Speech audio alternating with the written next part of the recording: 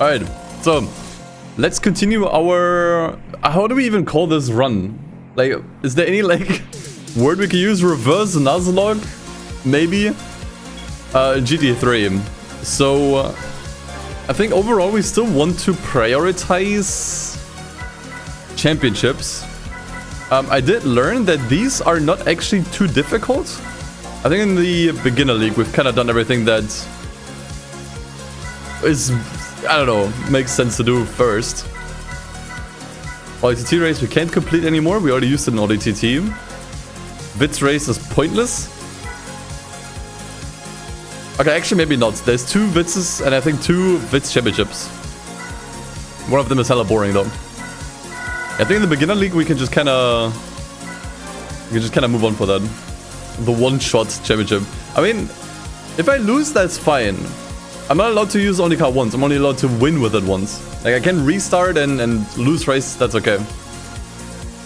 Am I doing the intro trailer reviewing later? Probably not today. Today I am not really in the mood for it. Sorry, I don't have a better excuse. I don't know. Just today I just want to play some Gran Turismo. So maybe next time.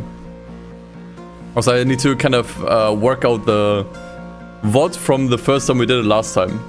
There's a lot of like copyright issues with that one, so yeah. I would go for these here actually. I don't think these are too difficult, and they are actually open. There's no limitations on any of these, so that's actually really good. So I would go for those. I will watch the preview on these to kind of get an idea what cars are actually in here. Like what the actual speeds were that we want to shoot for. But I remember the cars here weren't too fast. It wasn't too bad. Yeah, the fastest cars that I see is the 3000 GT and an Impreza. And an Evo. Yeah, okay. So pretty much just Japanese sports cars. Okay, the NSX could be a problem. Okay, that's kind of what we're working with. I actually like this, that you can just watch a preview of the race before you enter it. What would be best? We did get this Celica, which might not be bad. Add some upgrades, we can use it. We can obviously buy a car, but I think at the moment I would prefer if we... Wait, actually we should use the RX-8. I think RX-8 is actually really good to use now. Especially once we're done using it, we can sell it. We have to sell it. And we actually get a ton of money from selling it. So I think RX-8 is probably a good pick. We can also pick the Z. Doesn't really matter, honestly. And I think if they have any special specs. Not really. I think either of these is fine. Okay. Go with that. I will tune it a little bit if I can. It's also the concept, by the way. If you're wondering why it looks kind of weird, it's the RX-8 concept. RX-8 should do it. I believe. What can I do with it? How much should I get from this? Actually, it gets pretty decent horsepower from these. I think 300 is definitely the minimum to keep up with the Imprezas and Evos. I think that's what we're definitely aiming for. How much are we getting from a stage 1 turbo? Oh, it's not even... Actually, it's not possible. Okay. In that case... And I tune up stage 1 gives us 313... For 100 less, we can get the muffler air cleaner racing. This actually does more. So we go for the exhaust.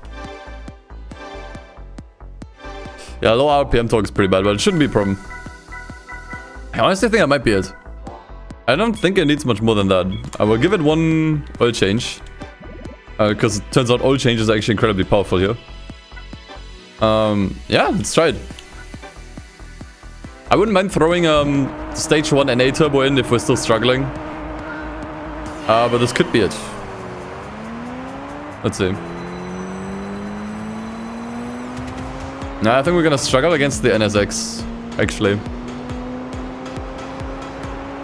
The more I think about it. I never, like, once again, like, I don't think I ever used this car in this game. Because I think you only get it through getting golds on every national A license test, I think. Never did that. Yeah, the RX-8 console looks kind of funky. I mean, so far so good. The thing is, we have to keep in mind that these events get harder.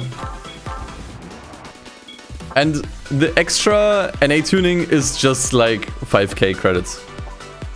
That's really not much. Yeah, for a much safer win, I'll happily buy this. Okay.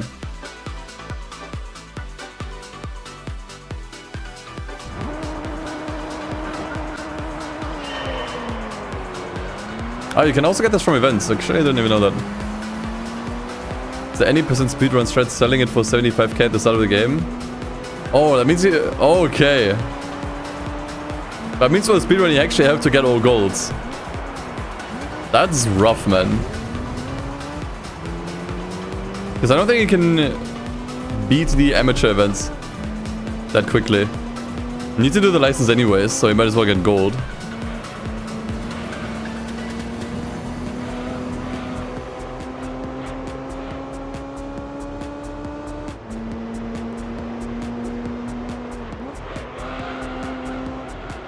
Yeah. This definitely works better. This car actually drives surprisingly well. Grip is quite on point. We're only on Sport Stars.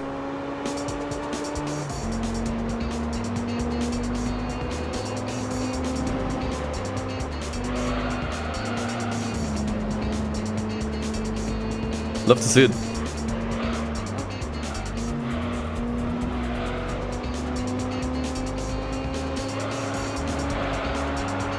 Actually, let me take a second to fix my audio. Music is a bit louder for you guys than for me, so I don't really hear it. I want to hear the music too, damn it.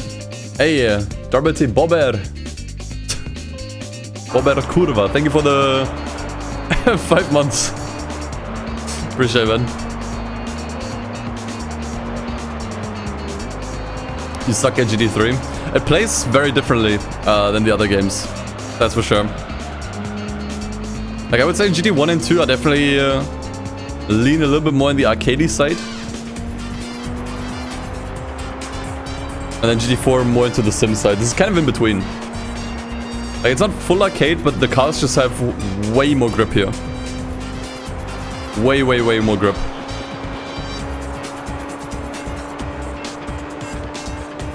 So it's kind of in between. Simcade, if you will.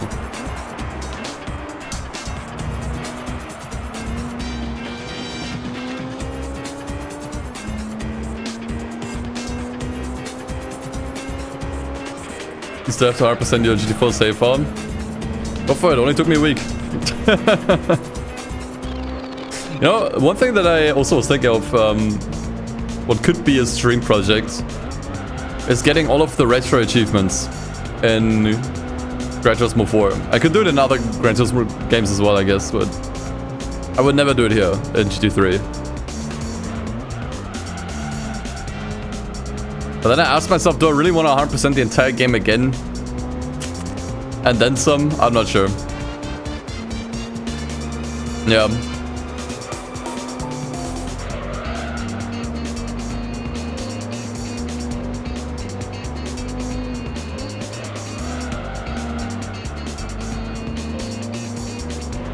So probably not.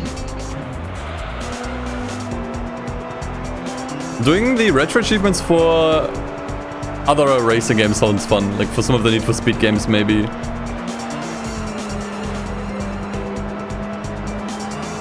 Or whatever else has them. I know Crew has been doing the one for Most Wanted, and actually seemed pretty fun. You do have to kind of grind out the rap sheet, which is a little boring, but Yeah.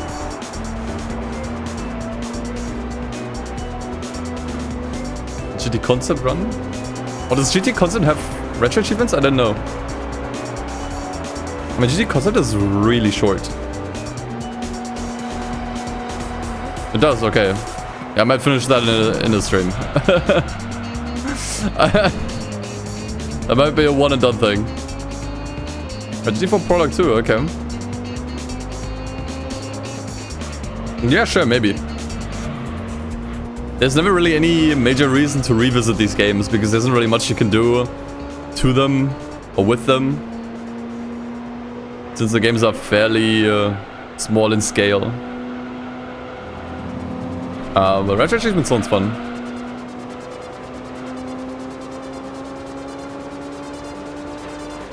GT 2000 has the use the yellow Evo when win the race without braking. Of course.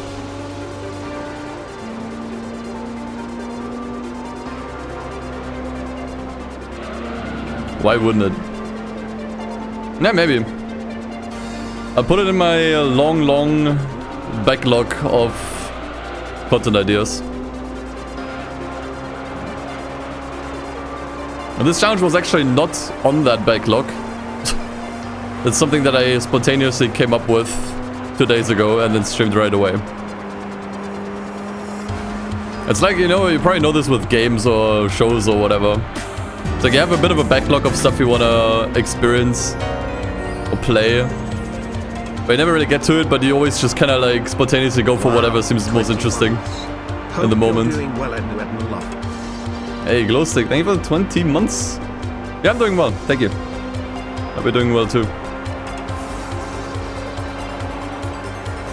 The front log, yeah, you could call it the front log. We actually get paid decently. We might actually turn a decent profit out of this event for once. Like, we've been hovering around 250k credits for quite a while. Pretty much ever since we started the game. And it's been my goal to at least make a bit more money. That once we run out of championships, we at least have a decent money buffer. That we can continue finishing events.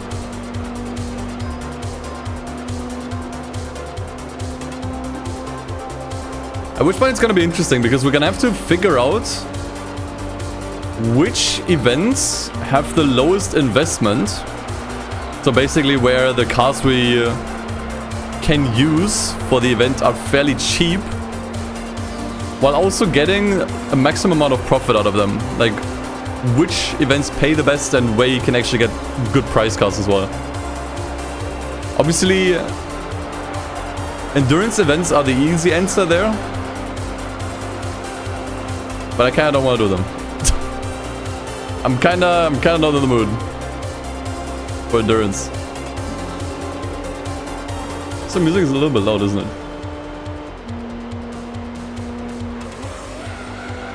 Hello to Brazil.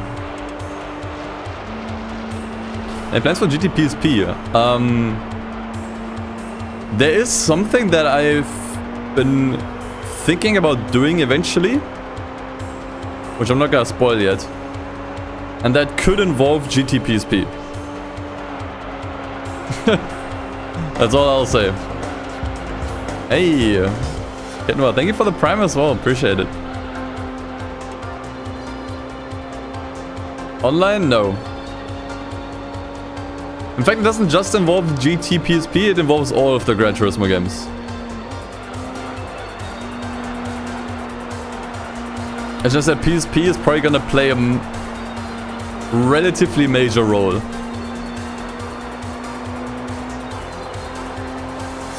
But I'm not gonna spoil anything else. It's probably not gonna happen anytime soon anyways, because I got a lot of stuff planned for the next couple of weeks.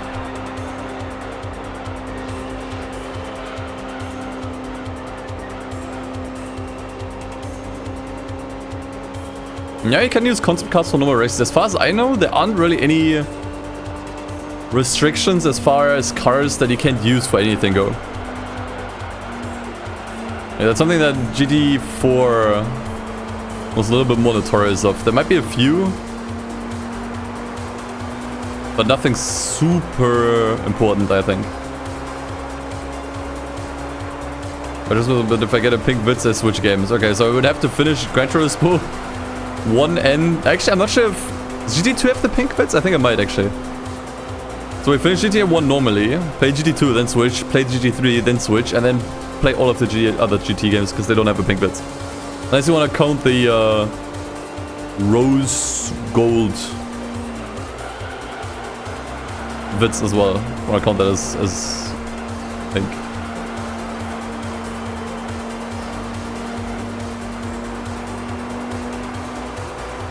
You just added a concept car event to GT4? Oh, Spectuma? That's actually a great idea. That's actually a really good event idea. Only concept cars. Because I think that's an event that's in the later Gran Turismo games.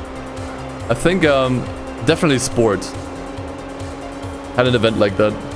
Where you can only use like Vision GT cars or whatever.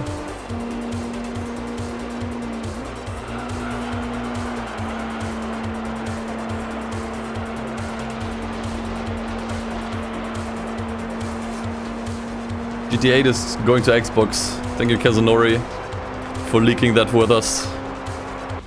We got all the exclusive information in the chat. One question, will GTA 8 also come to the Switch too? Asking the important questions.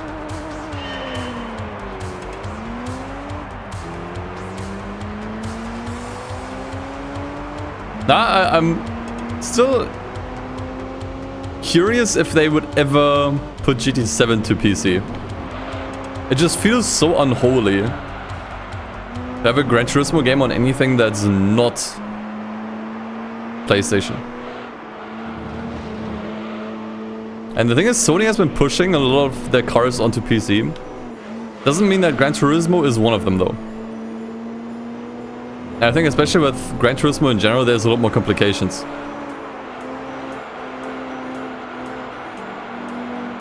To putting it on PC.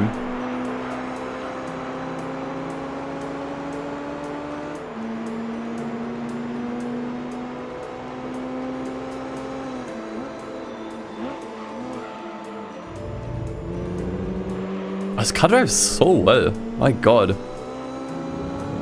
I didn't even do anything.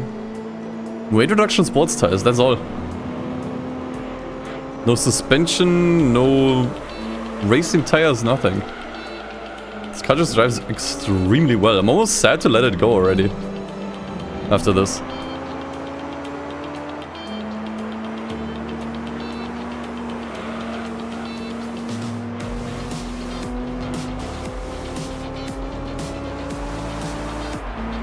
GT7 is on PS4 and PS5. You're lying. We all know GT7 is only on Xbox.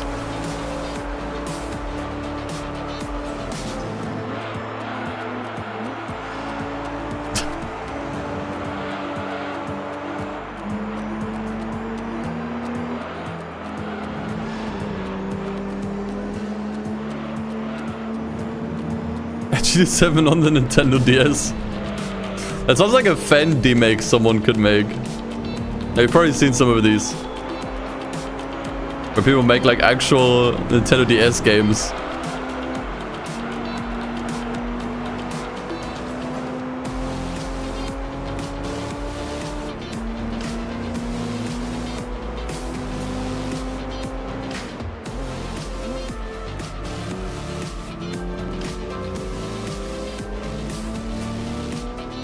So I think Gran Turismo on a Nintendo DS would be pretty similar to Gran Turismo 1, but with shittier physics. Because I think I'm not sure if I have this in mind correctly, but I think the Nintendo DS doesn't have really proper support for float values, which are mainly used for physics calculation. Well, that's how they work, rather. Hey, D Limo is short. Thank you for the 5 months of Prime. Appreciate it.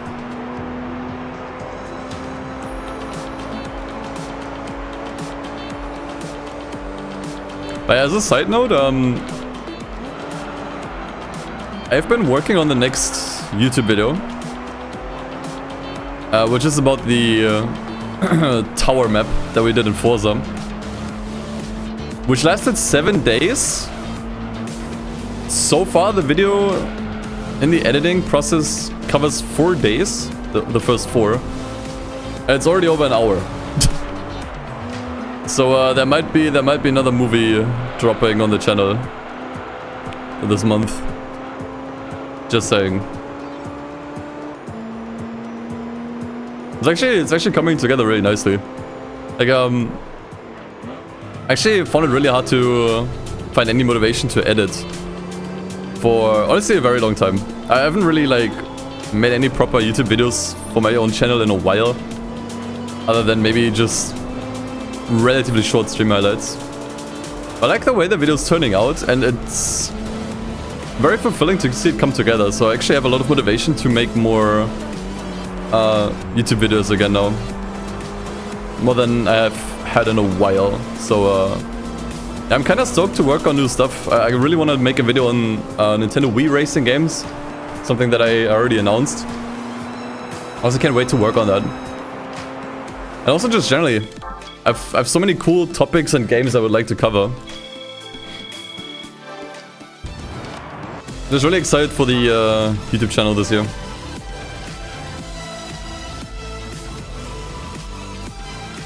Did I see the absolutely base card pack coming to Horizon 5 in April? No, I'm not really keeping up with Horizon 5 content. Not really. Like I don't actually keep up with any racing game live services. Like sometimes I kinda get wind of what gets added to GT7, because people post it on my Discord, but that's kind of it. They're not helping the Horizon 6 Japan allegations. I think the last big, I don't want to say leak, but rumor was that it actually takes place in Germany. There were actually a lot of indicators hinting to Germany. Which, look, as a German, I hope that's not true. I hope that's bullshit. Germany is nowhere near as interesting as people think for a Horizon location. It would literally be Horizon 4 too. It's just Britain all over again.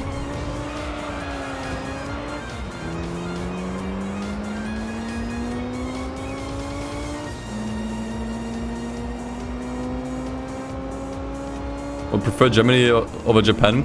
I mean, I guess the thing is there are now actually a decent amount of racing games out there or out there soon that take place in Japan. So I actually do think that market is already filled. If you want a racing game in Japan, play Tokyo Extreme Racer, play JDM, play literally anything else. There's gonna be more stuff coming out as well. So in that sense, I get it. Germany would actually be something new and fresh. I don't know any. Actually, I know a racing game series that takes place in Germany, Crash Time. And who the fuck still gives a shit about Crash Time?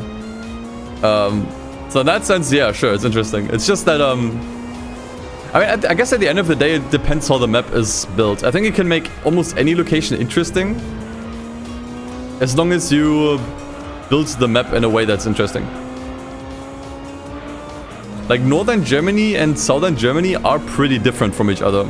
And if you were to condense the entire country into a small map, kind of like they did with Australia, yeah, maybe you could pull it off. Like, you have more coasts in the south, more coasts in the north. Sorry, and coasts. What am I saying? Coasts in the north, mountains in the south, and everything in the middle is cities. That's like you have cities in the middle west is where a lot of cities are, and on the Middle East you have forests, mainly foresty areas. That's, I guess, how you could design the map. It's just, I don't know. I guess it doesn't have that holiday feeling. You know what I mean? Like, Horizon games to me always have this holiday feeling, especially since Horizon 2. some had it more, others had it less, and I don't think that feeling would really come across if they picked Germany. Like those summer holiday vibes. I don't think they would be there.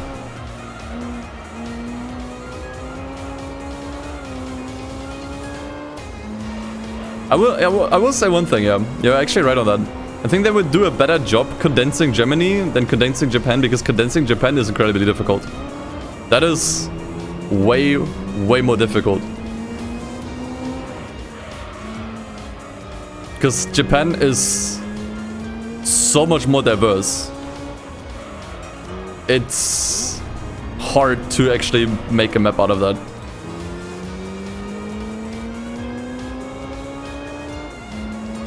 That is actually true. And like maybe this is actually a hot take. But if I'm gonna be honest, I don't think Horizon maps are that good. They were good 10 years ago. But they kind of stopped evolving after Horizon 2. Maybe after Horizon 3 if I'm being fair, but they've been kind of been the same outside of the seasons, which also haven't really been present enough in the latest game. But I think Horizon maps look really pretty at first, but they get boring really quickly. Because they are just fairly dead, and there's nothing to do, really. And the races are also nothing spectacular usually. They did have a cool thing going on in Horizon 5 with the evolving world, but I don't think they used the potential enough, in my opinion. Like they actually changed the map over time, but it was usually only one part of the map that they changed. Like the stadium had some other stuff in it sometimes, you know. I was kind of expecting something a bit more substantial, you know. And what also like really irks me, this is actually something that I want to talk about on the second channel at some point. Maybe I'll do it once Horizon 6 gets announced. But they take stuff away from the map, which I find so weird. Like in Horizon 2 and 3, you actually had parking areas. Like parking garages where you could actually drive to and then park your car, look at other people's cars, and admittedly there wasn't much to do. But it was at least still there. And then with Horizon 4, they just removed them altogether. Which is weird, because like you'd think they, instead of just removing it, they just expand it. Because it's a cool idea that you have dedicated parking areas that also work online. I think there's a lot of cool potential there, but they just took them out. That's like another thing that bothers me about Horizon maps, is that they have cool stuff in them and then they take it out. You know. Like, for example, Horizon 3 played a lot with biomes, which I like. Like, it is still, to this day, the most diverse map. And then Horizon 4... I mean, you can't really do biomes, I guess, because it's the country isn't big enough. But then with Mexico... I don't know. I guess technically Mexico had biomes, but... they weren't really noticeable.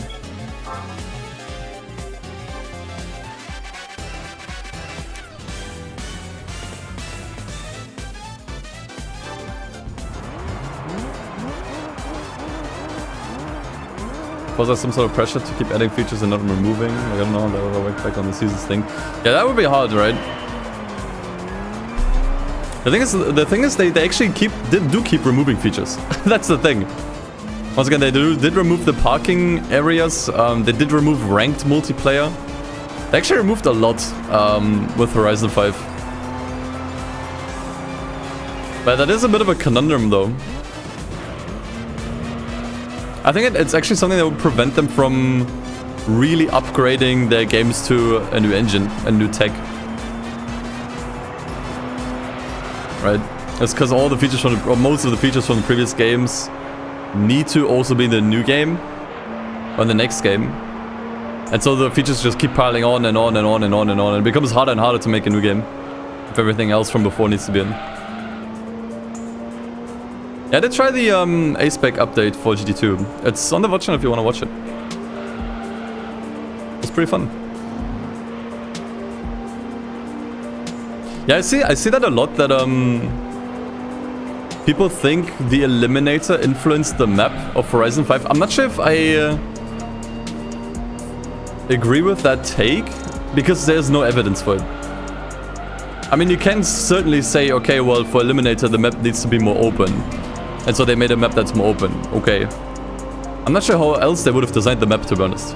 And I'm not sure if it makes sense to design a map for a game mode that even back in Horizon 4, not many people were playing anymore. Like, it wasn't a main draw of the game. I genuinely don't think Horizon 5's map was designed around Eliminator. It just seems that way.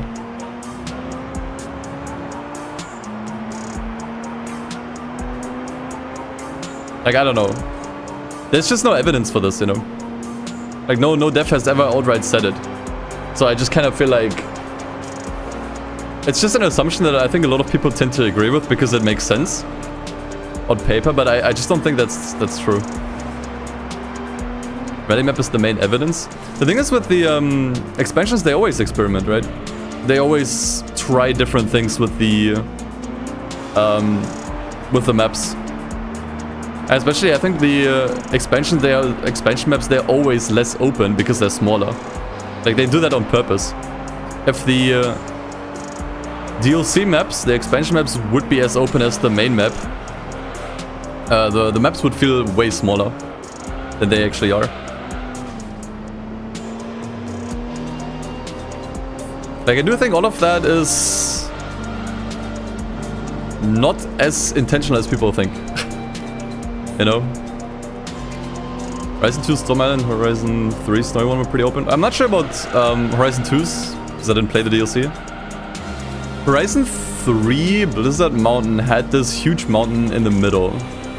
And the thing is, it was like, sure, you could kind of like drive. Like, yeah, it was more open, but it doesn't make sense to do it. It didn't really make any sense to do it because the snow would actually slow down the car heavily. And also affected the handling very heavily, even if you had snow tires. Like, it was still very much better to stick to the roads rather than just kind of like going flat out through everything.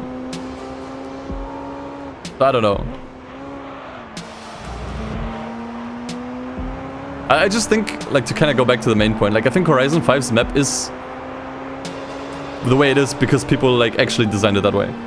I don't think it was made with Eliminator in mind. Especially because it doesn't work well for Eliminator either. There's a lot of rocks that are really hard to see on the map. You have the volcano in the middle, not in the middle, but at the north, I think, northern end. That is really awkward to do any Eliminator races on.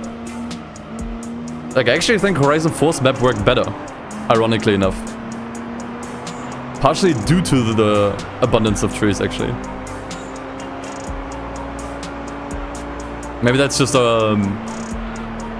I don't know, me thing, but yeah.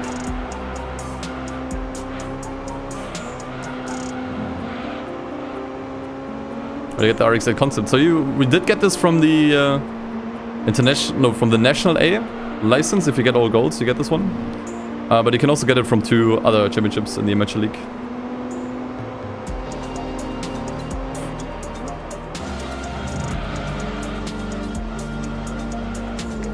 Edna, do the last race with no aids on this beast. This card does not have aids.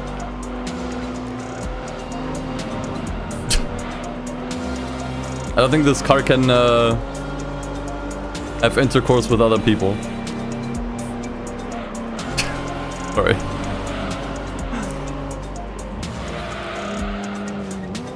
Actually, can you even change driving aids while you're in the championship? Surely, right? You can't upgrade, but you can change the settings.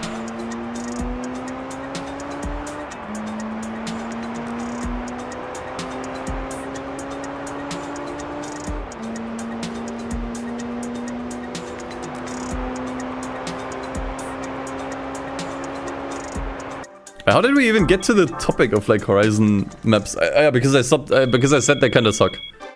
Is that actually just me though? Is that a me thing?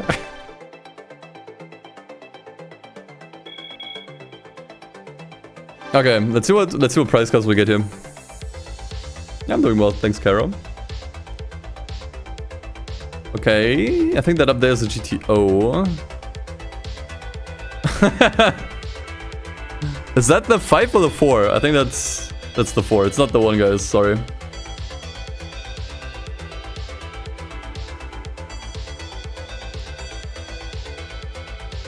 You brought up Horizon 5's upcoming DLC. I don't even know what's in it.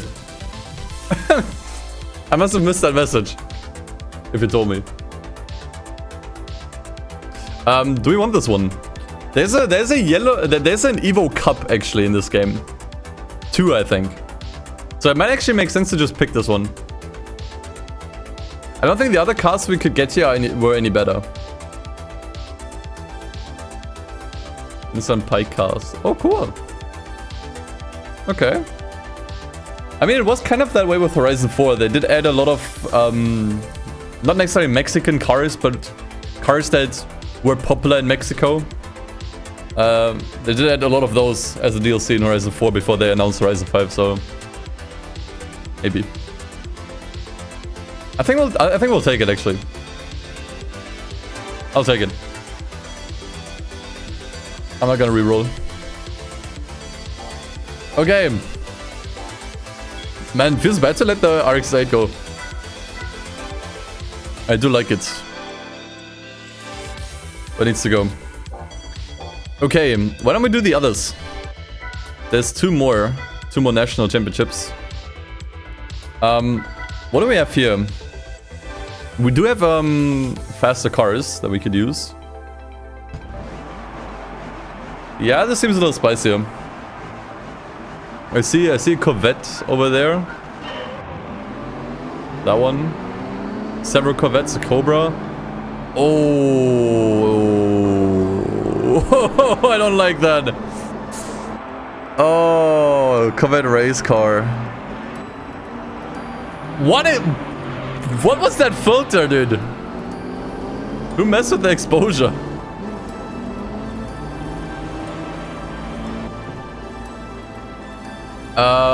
Okay. Can I beat it? I mean, I think I do have faster cars that I can use. I'm not sure if I want to use them. I could use the Viper here.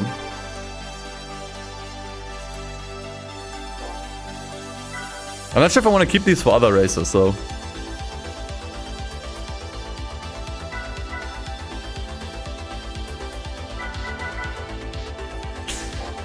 Let me look at the other one. Let me look at the European Championship.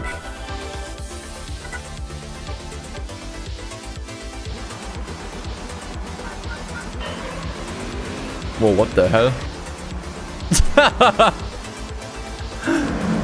Nice camera angles. Yeah, the Zonda is a problem here.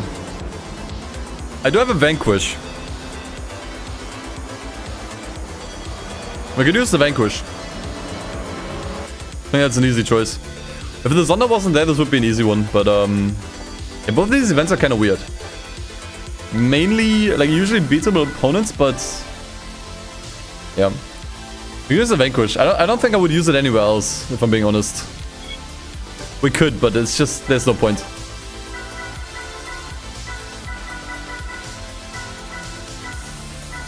I think all of these can be beaten by other cars. Might be a bit of a waste, but I know there's also more Aston Martins we can still use. Nah, there's no tuning rules. I can do what I want, so let's get this. Put some better tires on. Maybe some other stuff too, I'm not sure. Okay. It's probably very heavy, so I'll at least get one weight reduction. How much do we get from the other tuning? Actually, quite a lot. I don't want to use it. The horsepower is insane.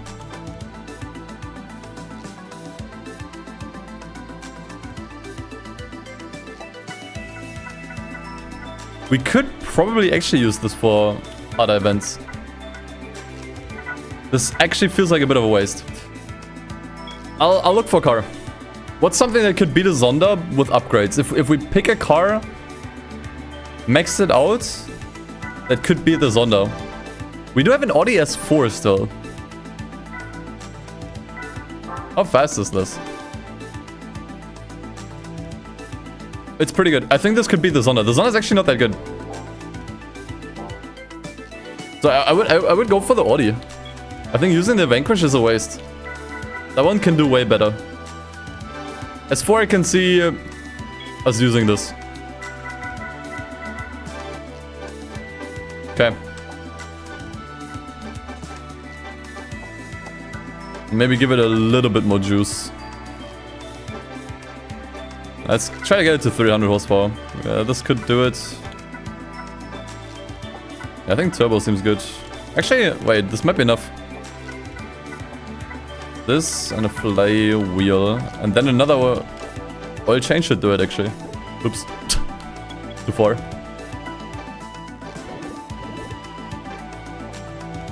Zonda has 400? Yeah, the Zonda sucks though. That's the thing.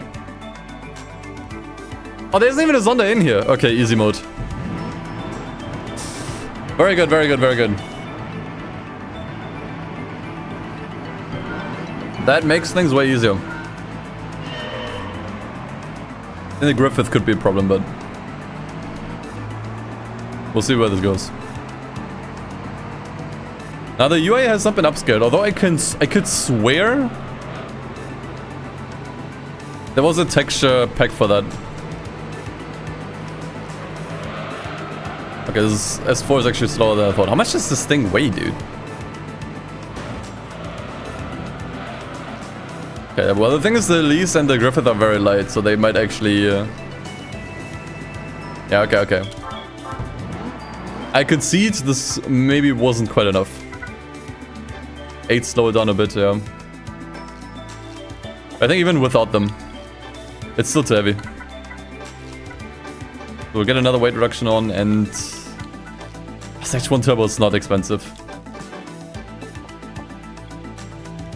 I think we can just pull it in. Good. Okay, let's see if we get lucky again. No Zonda. Dude, now there's even no Griffith. This might actually be the best possible event setup. I mean, the Elise could be a problem, but guess we'll see.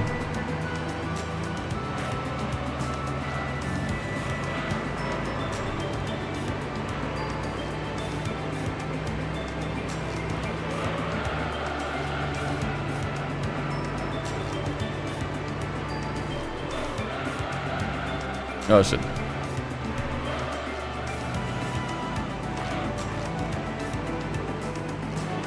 Yeah, I'm a little worried about the Elise. I guess I could still turn my driving aids off, but I think that would do too much.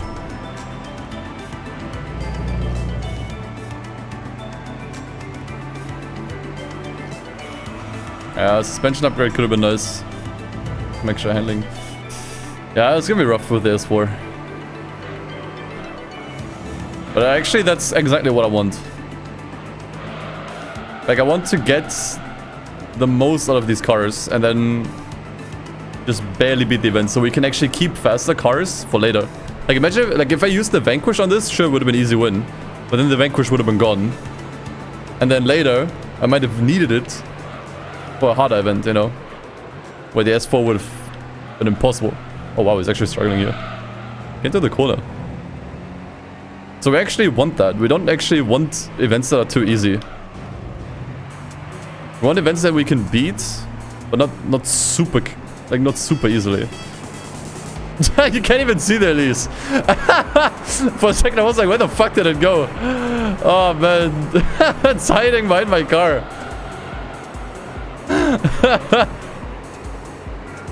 I didn't even see it, dude. Oh man. Am I winning yet? Hopefully.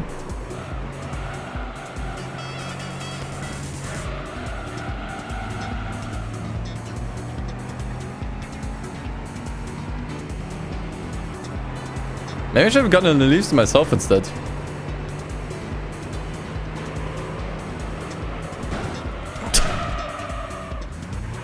There we go. Problem solved.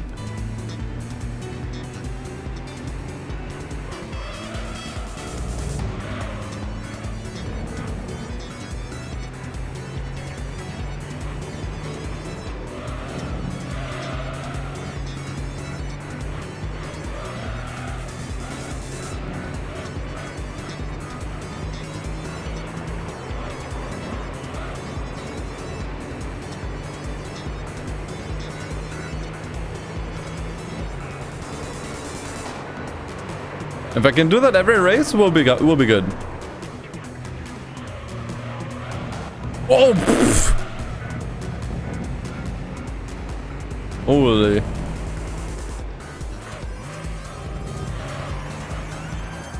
Almost did a full-on front flip.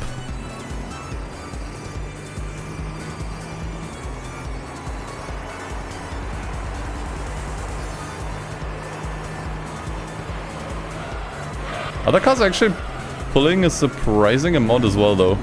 How is the lease already back? What? Holy, why is it so fast, dude? The rubber band. What? You have got to be kidding me.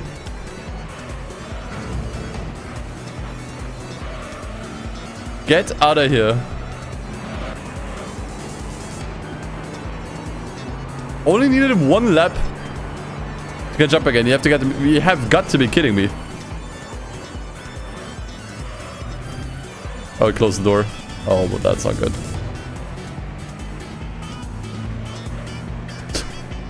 This is going to be paid for.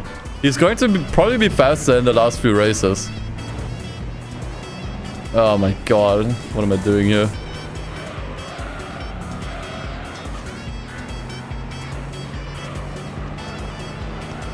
No way!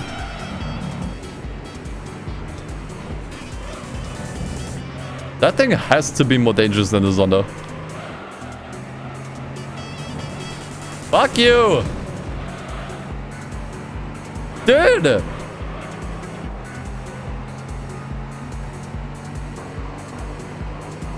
I feel like everyone is faster now for some reason. Okay, I know it fucks up here.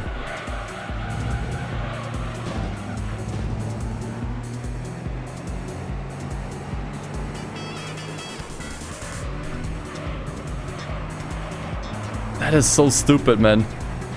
This is going to be the most painful event. Oh, God. Oh, no. Oh, no, no, no, no, no, no, no, no. I don't like where this is going. Okay. What can I do? Wait, where are the settings?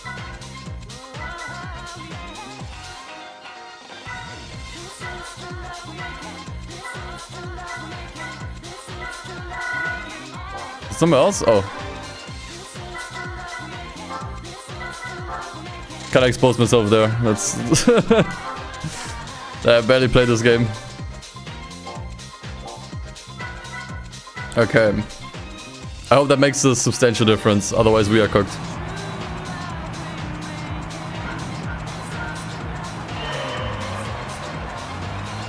Okay. Could probably turn TCS entirely off, but no, whatever. It's especially egregious because of course the lead starts in first for some reason.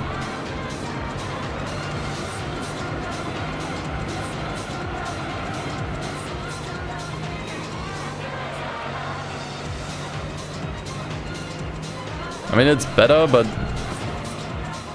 I'm not sure if this is championship winning better.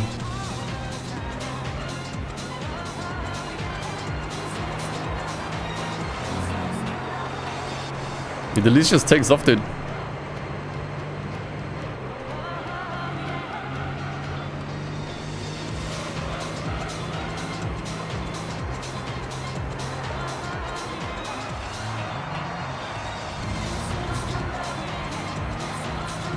Too much.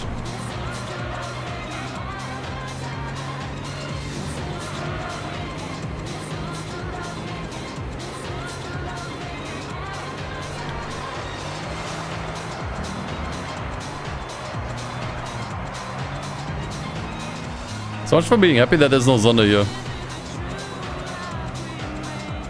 Okay, honestly, maybe on the straight line here we could get a little closer. It's going to be turned into a main channel a bit. Always depends how these challenges go. I never decide that beforehand.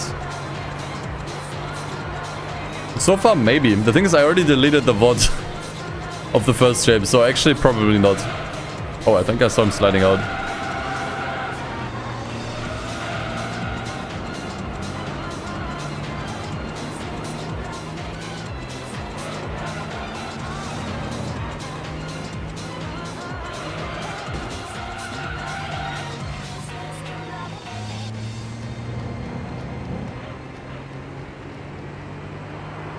Okay, we got it now.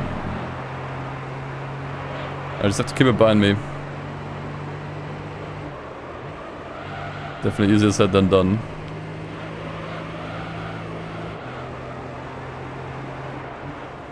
That was silly.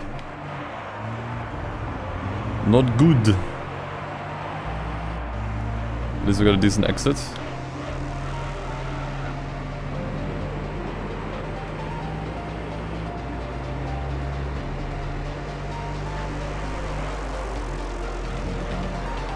The only saving grace is that the Elise driver seems to make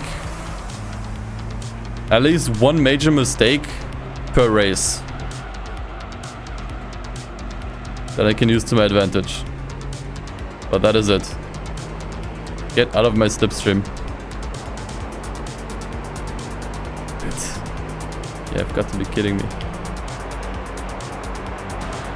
The problem is the S4 is not nimble enough that I can successfully block him, you know. That's the other problem. I can't change lanes fast enough.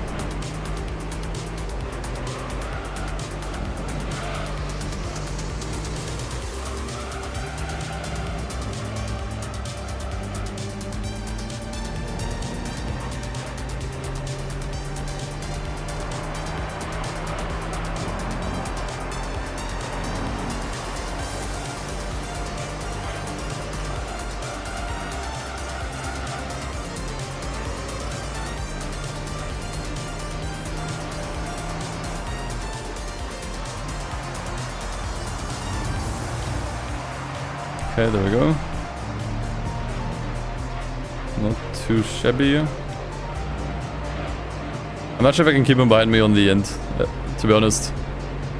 The finish line is a little further down, and he will probably catch up.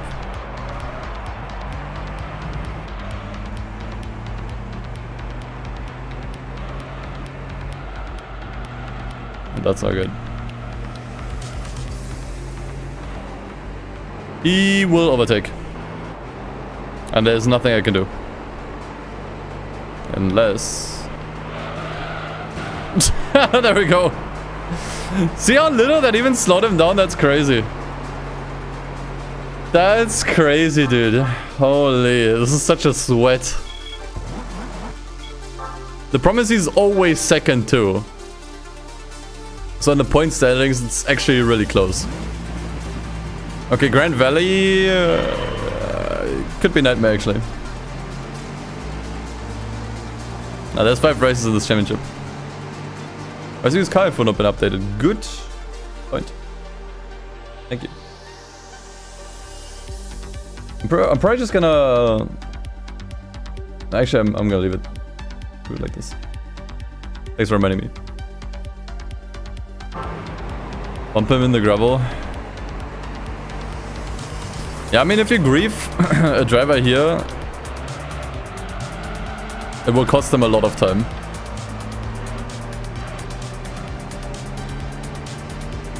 So if I get the chance, I'll do it. I have to do it. I forgot the RX-8, you're right. You are right, sorry. Already wiped that from my memory. There we go, thank you.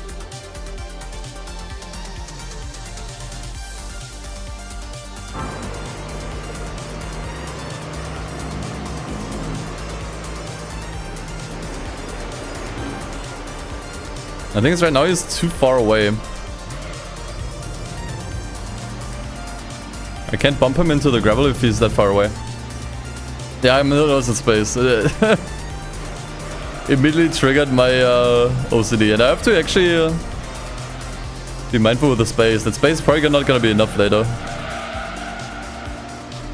You have to make the text smaller eventually. I don't see us winning this.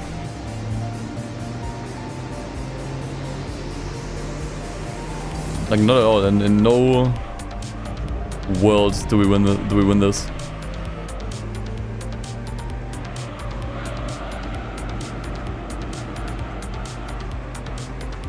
Crazy. How many cards do I think I'll use? I mean, ideally all of them. We already figured out, or... Yeah, we already figured out that there's more cars than events in this game. Sorry, more events than there are cars. More races than there are cars in this game. So eventually you will run out of cars. This is so cooked.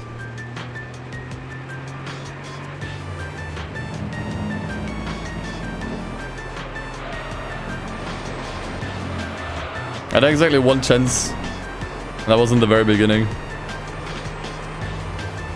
I just have to take the L on this one. Hope the other tracks will be more favorable to our car. Oh, there's Toad.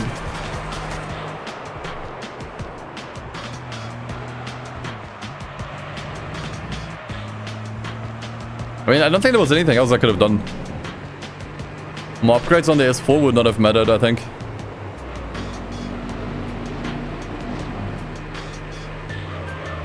With a gap like this after just one lap. Maybe if I bought all the upgrades, but at that point it's waste of money. Could have just bought a different car altogether.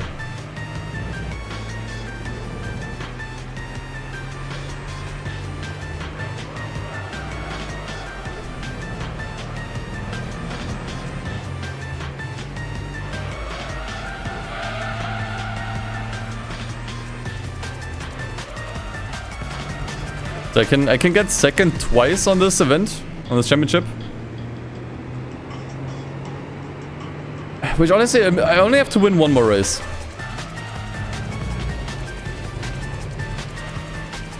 But whatever means necessary, as long as I win one more race, we're safe.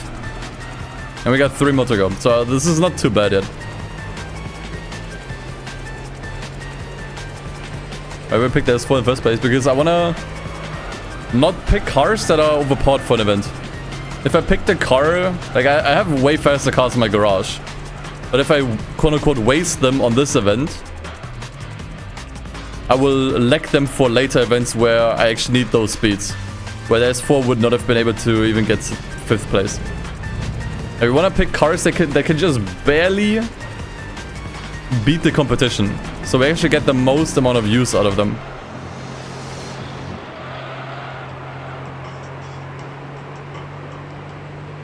And I figured surely the Audi S4 can beat a bunch of like mid-range European cars.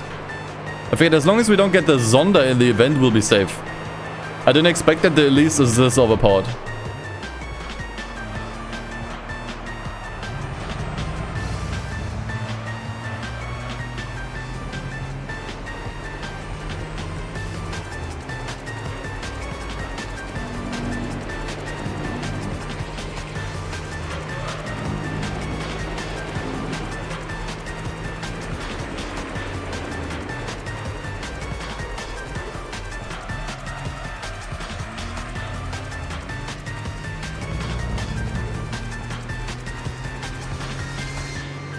Look at that gap, dude. This... Like, some events in this game are completely busted, man. Like, even worse than GT4, ironically, I think. Like, in GT4, I can count the events that have, like, 1 or 2 misplaced opponents on, like, 1 or 2 hands. I think there's way more examples here where you have like one car that's completely out of whack. I think honestly the American Championship is probably the easiest example. It's a bunch of American sports cars and then a race car. Who the fuck came up with that? Like, that feels like a programming error actually.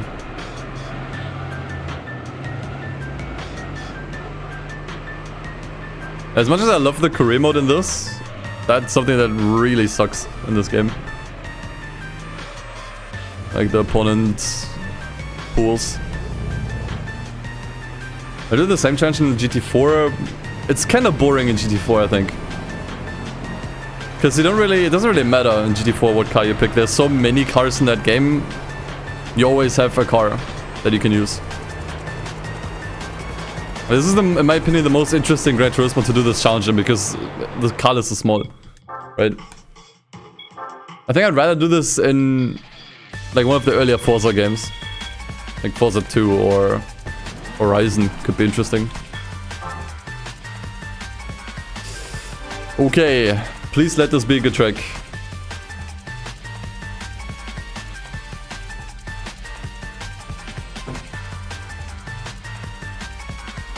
Okay, perfect. Rome Circuit 2, we did win here. In the other direction. So I'll take it. Yeah, FM2 would be fun. I haven't played FM2 in a while. It's really a huge shame that game isn't more popular. Because it's so fun. It's actually so fun. It does... Funnily enough, I feel like it has the same problems this game has. To a degree. Where... it just doesn't have the content to justify the length of the career mode. Like, it drags on a ton.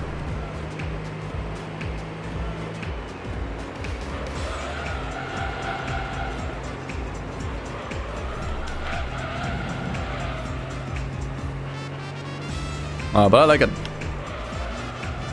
I like the handling, like the OST is actually so good from Forza Motorsport 2. If you never listened to the soundtrack of Forza 2, do yourself a favor. It's actually so stupid good. It's ironically enough kind of similar to Pro Street. Also, I think I was wrong. For some reason, the release is way faster here.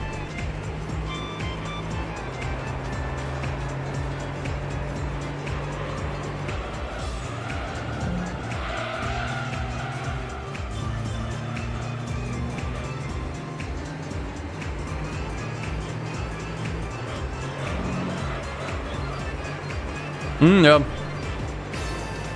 For the most part, 1 and 2, they had way more attitude. Like, I always describe it as like the cool version. Or like the cool alternative to Gran Turismo. At least it was back in the day, right? Yeah, he isn't making a mistake around here anymore. That's not good either. Okay, so for some reason he can clear the course just fine in reverse. But he would always do a mistake here. Yeah, I don't see us winning this. Not sure how much a wall ride would help.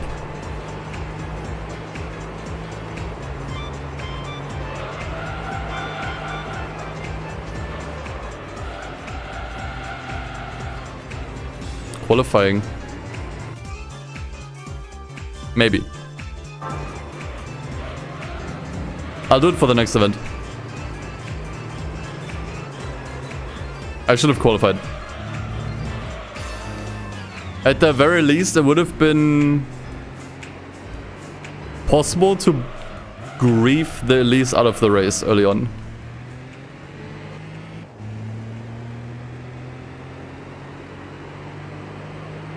There, next race we'll qualify.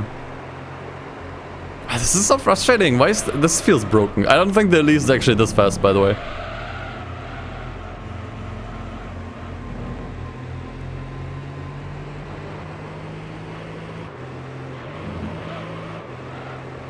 Like, this game, I think, can 100% desperately needs a mod as well.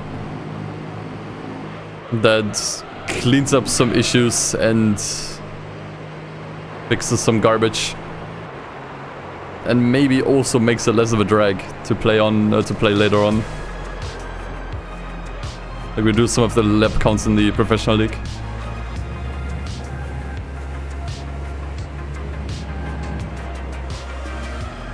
Yeah, I would absolutely love to see an overhaul mod for GT3. Like, it really, really needs one, dude.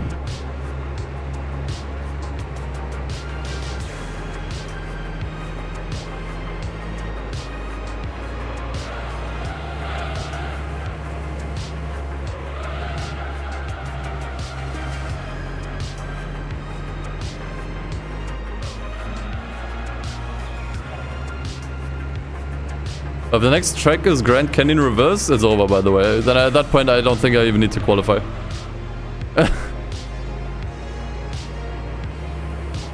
But Shibaz, it might be. Actually, I think there's a chance the next track is Deep Forest. Because it's only European tracks. That's the European Championship. I think Deep Forest is supposed to be European. And if it's Deep Forest, there's actually one part of the map where the AI almost always messes up. And in general, AI on Deep Forest is pretty bad, so if it's Deep Forest, we got a really good chance. Otherwise, it's over. Okay, let's see what it is. Not getting good prize money either, it's just unfortunate. That is even better. I will be bold. I don't even need to qualify for this. I don't need to qualify for this. Côte d'Azur is probably the best track we could have rolled. I can't believe I'm happy to drive on this track for once. That has to be the first time in my life where I'm happy to see this track coming up.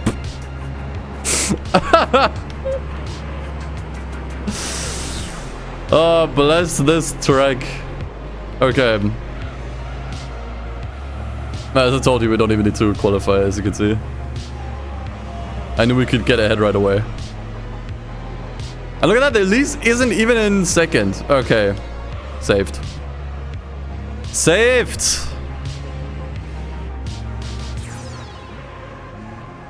Jesus Christ. Yeah, the track is a million times more fun than low powered cars. I 100% agree. I actually somewhat enjoy it in low powered cars. Especially if they're very grippy, which isn't this car, but you know. Look at that! Lisa's stuck by the Clio, dude. You'll have to see it.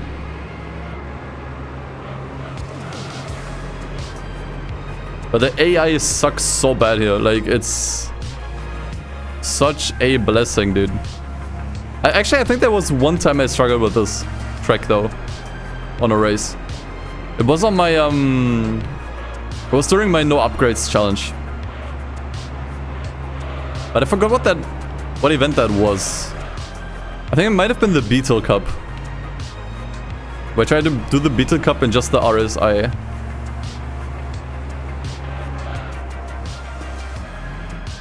Yeah, that was horrible. That was not a good idea. Seemed like a good idea, but it wasn't.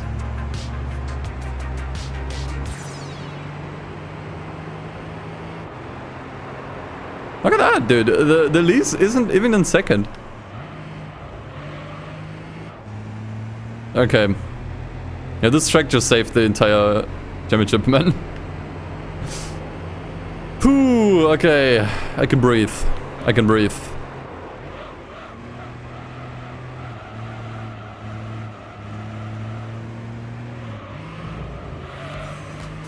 Just don't mess up this race and we'll be good.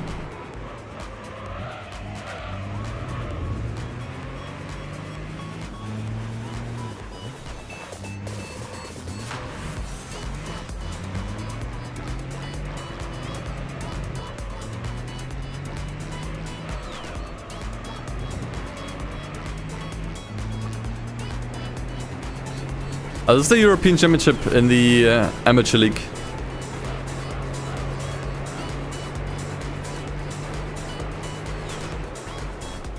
That was way too early.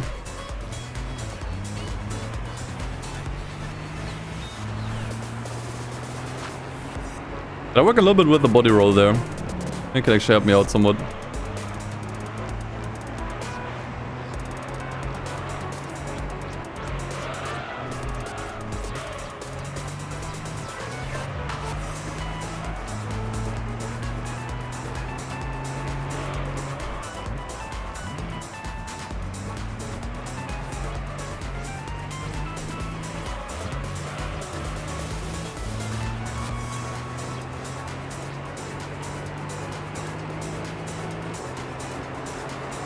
Yeah, Burn 3 had a lot of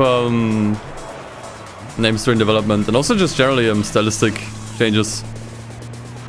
Pretty interesting if you dig into it.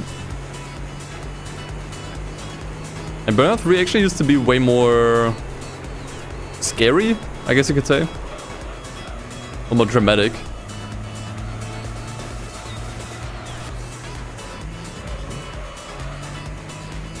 I don't think I would have landed well. I'm pretty glad that they changed it the way it is nowadays. Yeah, definitely more dark for sure. Sinister even, you could say.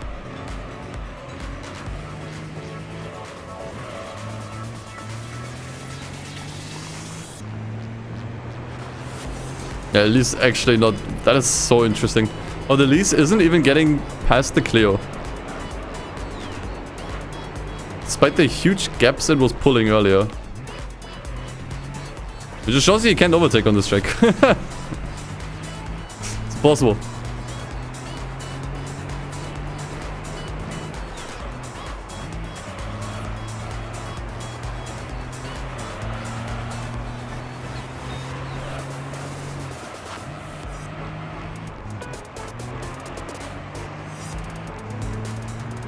I haven't done a Burnout stream in a while. Dude, since we were talking about it earlier, dude, retro achievements in Burnout sounds fun as hell. That actually sounds really fun. Burnout retro achievements. I'm not sure how interesting that would be to watch though. Like generally, I gauge fairly low interest in Burnout overall. It's just a game that's way more fun to play yourself than to watch, I think. It's really the main thing. Okay, we did it. Against all odds. We beat the Elise. Hallelujah.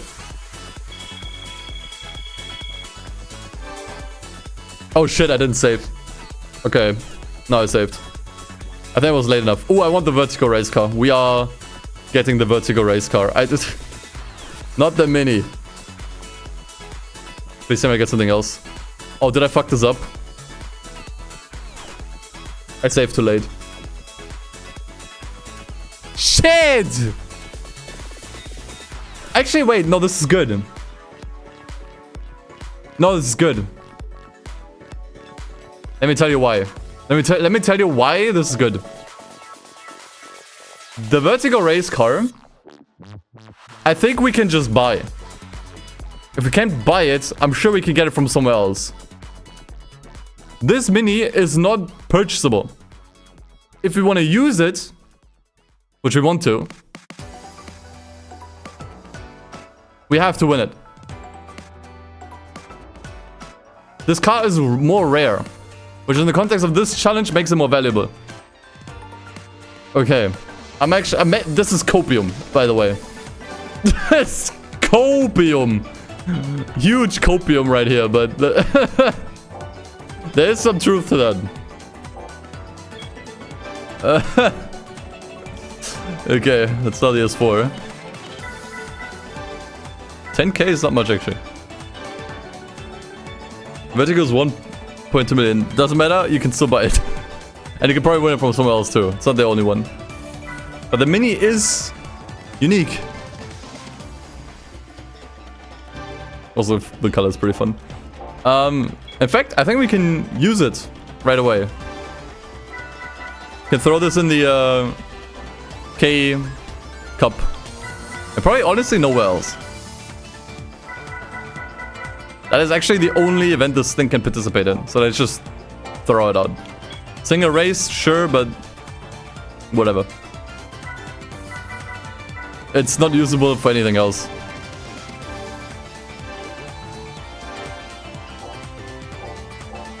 Actually, you know what? I'm just gonna throw it in. I don't think it's gonna be difficult. I'm not even gonna waste money on upgrades. What should I do then? Could it be faster for Super Speedway? No, I think there's faster K cars. I think we would do best on Tri-Mountain. Maybe Laguna Seca. I mean, I guess we could test. But I just don't think that this car has the speed. Not really, no.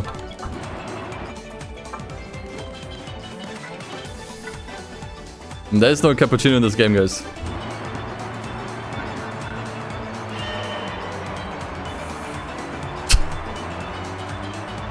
Holy speed difference. Okay, maybe it needs at least one upgrade. Maybe it needs at least one.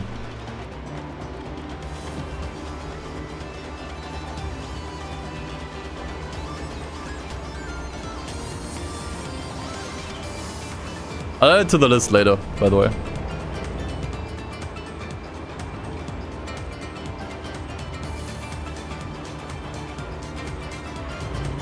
I think this race I might actually be able to complete without brakes.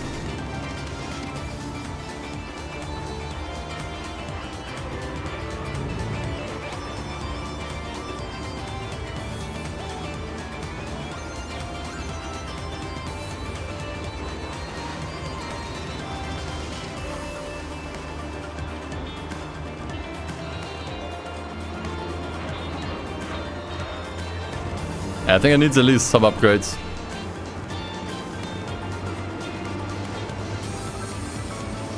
Yeah, assists are still on, but like they don't matter here. They don't really do much on a card this slow.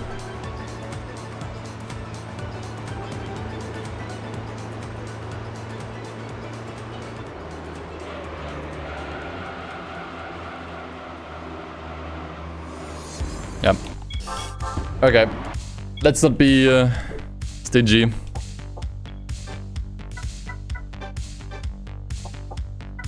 Honestly, I'm tempted to just throw it in a turbo and call it. Yeah. Anything else is a waste of money. Turbo and call it.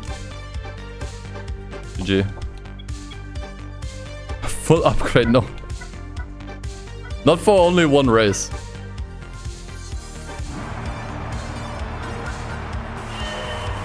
Yeah, I don't know. I think even with the corner cut and being faster in turns, I don't think it would have mattered.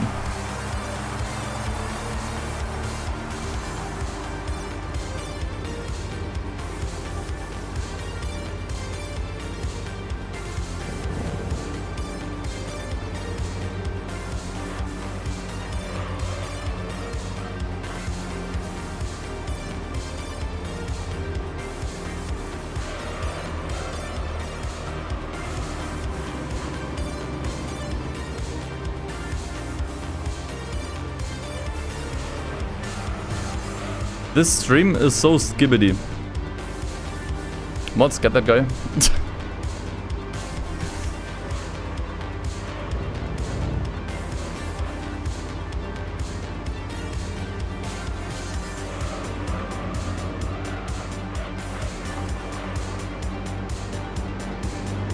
Yeah, Speedy Cooper's in the race. Two of them actually.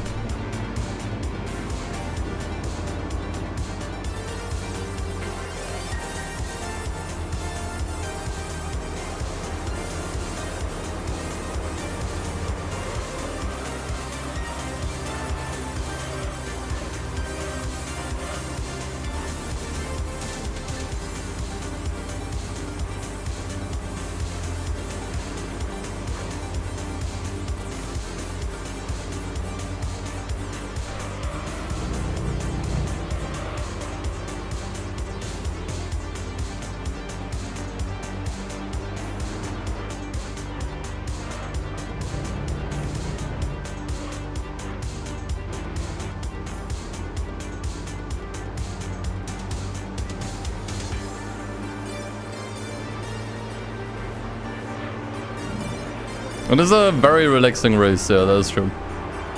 Yeah, now even with the corner cut, I would not have saved. Actually, I don't think I would have saved any time because the opponents just don't break in that chicane there. Like, corner cuts would not have saved us here or any other turns. We needed to upgrade. It's fine. Means we don't make a profit out of this, but that's okay. It's one more completion, so I'll take it.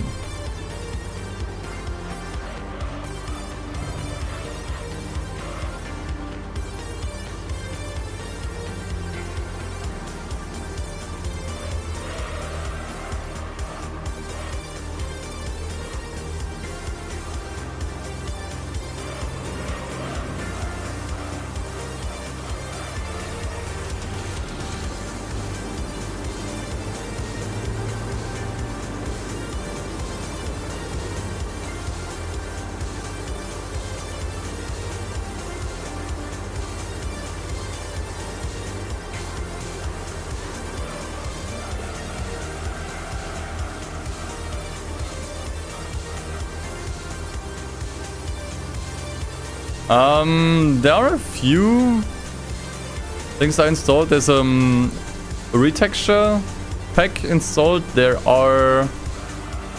Actually, I think that's it. I did enable the patches that you have in the in the latest version of the emulator now, which I think is a deinterlace patch, a fix for the triggers, so they're more accurate, and kilometers power. You can play on kilometers power if you use the PAL version of the game, but then you only get 50 FPS. That way you can use the US version, which is 60 FPS, and then you can still also use kilometers power. But that's kind of it.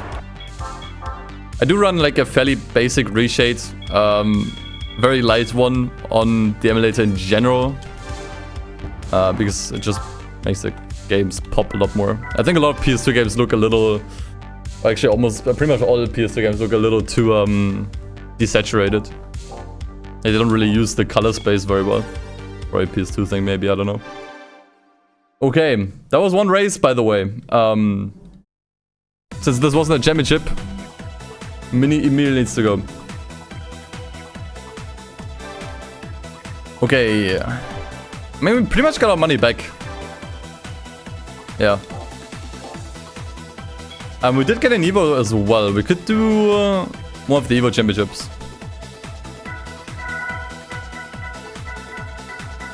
Oh wait, that's not a championship. Oh, okay. Shit. Fine. We gotta start doing the single events.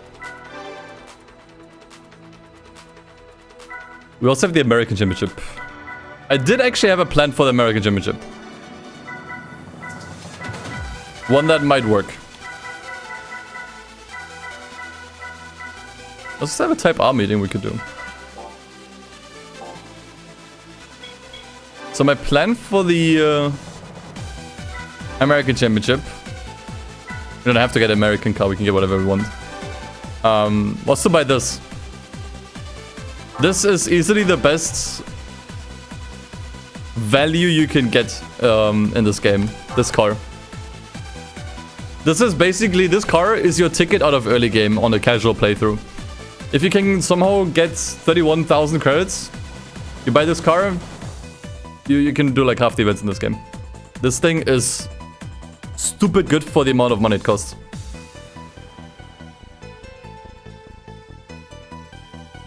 And I think this car,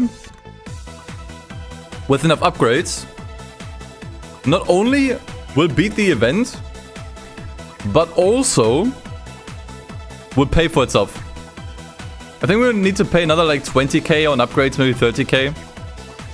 And the prize money will make up for it from that event. So we actually don't even make a loss. So I would actually use this. I don't think there's any better uses for this car than there, in my opinion. So let's do it. Oops. Okay. So we want definitely weight reduction, maybe even stage 2. I'm not sure. Definitely tires. No turbo, that's okay. Definitely flywheel. Muffler for sure. Racing chip. No, it's already at 400. That's already pretty good. I'm thinking stage 2. Weight reduction, also suspension. That's pretty fine.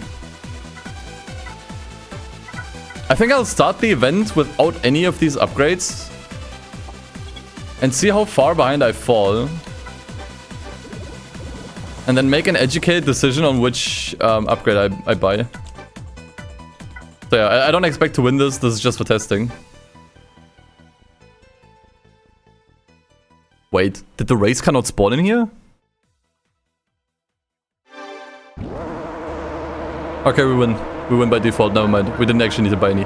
That's so unbelievably lucky. Oh my god. Okay. Okay. I'll take it. I gotta turn the units back to Imperial for this event. That would be the smart thing to do.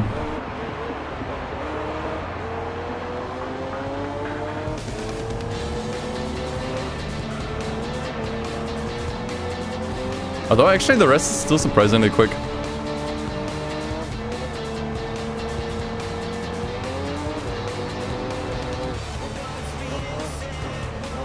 I think we can do it though. There's nothing like outrageous in this race like the least from before. This feels actually somewhat balanced.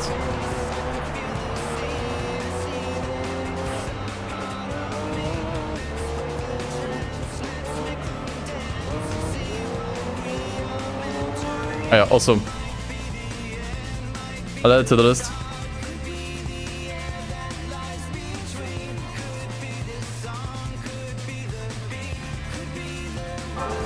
Yeah, that's why I didn't want to use the Viper. It would have been overkill. The Viper we can use on harder races. This car felt perfect for this event. In general, I think it's always a good idea to enter races with cars that the opponents are also using. Because that kind of means that the car is kind of made for this event, you know? Yeah, the Cobra is pretty fast, but the handling on that thing sucks major ass. So I think in the long run it will do terribly. And it seems like a perfect car for this event. This is kind of the event where I think the car kind of peaks. Unless you upgrade the crap out of it, which we could have done as well, then this car might have been able to do other events as well. I just question if it would have been worth it at that point.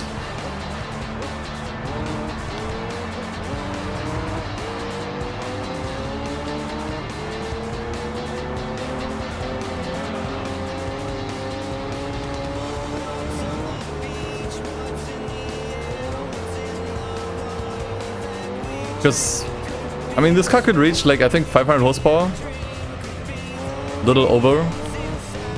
The problem is, I think at this point, the handling would not have been good enough. The car would not have coped very well with this much power. And there's enough cars that have this much speed. I mean, this car sits pretty comfortable in this event, I think.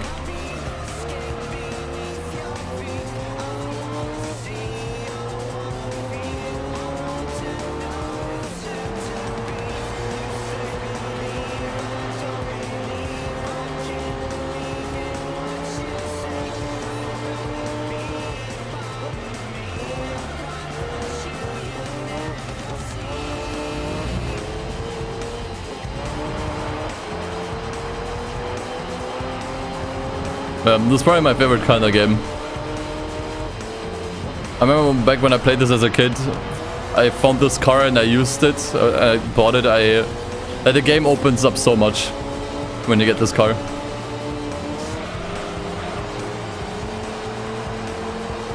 This is where you successfully make it out of early game.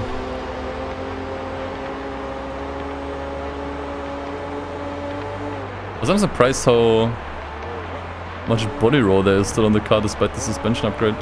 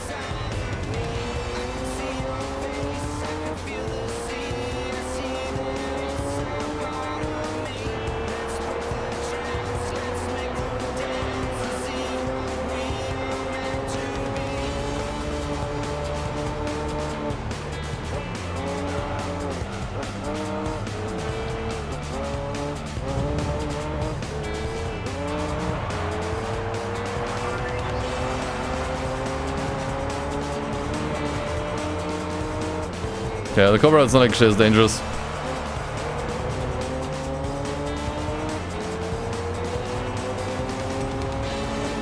I think we're gonna get one race on Super Speedway. Cannot guarantee we'll win that one. if I'm being honest. We'll see how it goes.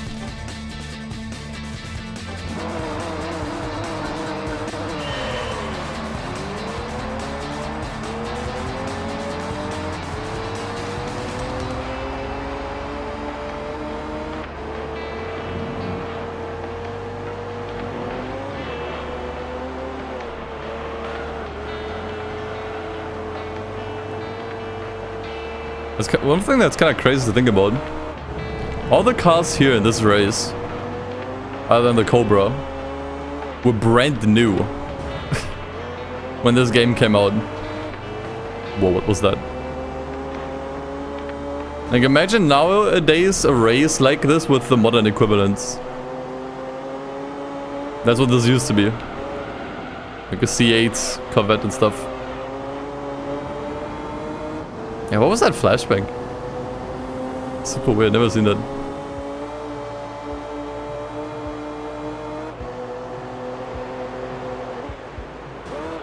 Actually, I think the Viper was already a bit older at that point. And the Corvette Grand Sport as well. Now I think about it.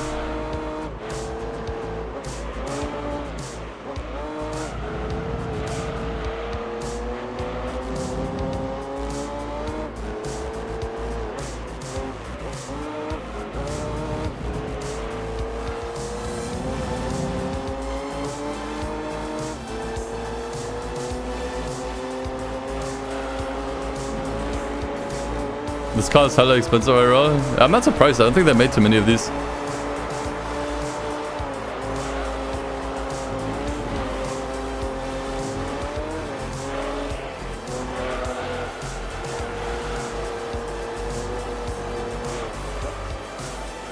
That actually reminds me, there's an idea for an interesting challenge run that I had as well. Which is to beat a Gran Turismo game with only rare cars. I think that's a cool idea.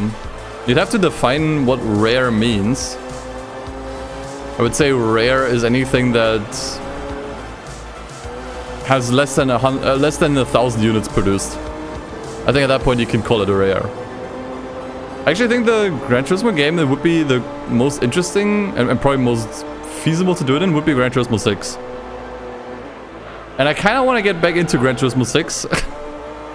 Because I still have yet to like actually finish that game properly. I've never done that. I was working on it in a just casual playthrough that we did every now and then. But that save file is now gone because my old hard drive died with all the games on it and everything. So I kind of wanted to start a new GT6 playthrough. I think restricting yourself to only rare cars sounds pretty interesting. Cars that only appeared in Gran Turismo games? I probably mean other Gran Turismo games. Otherwise that would be every car, because we're playing a Gran Turismo game. That actually sounds interesting. I think I might do that next. GT6 with only rare cars. Especially because I haven't done a challenge run in Gran Turismo 6 yet. I actually liked the game a lot. I thought it was pretty fun.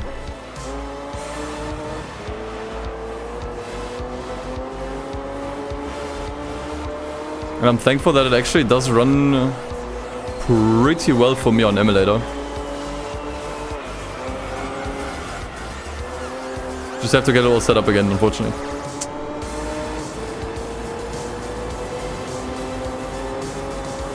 Car can only be used if it shows... Oh, okay. So a car that was only in a Gran Turismo game. That's actually not a horrible idea.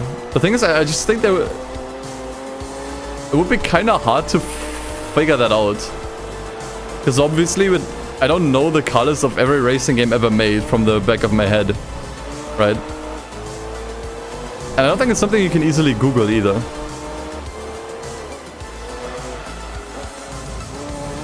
And it would leave you with a very, very, very, very, very slim list of cars.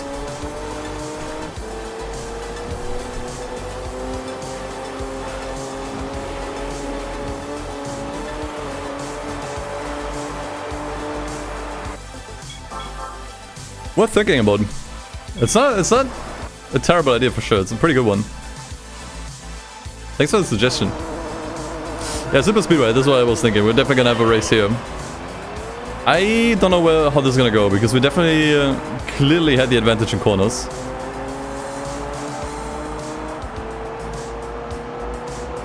Of which, I mean, there are 2 of you.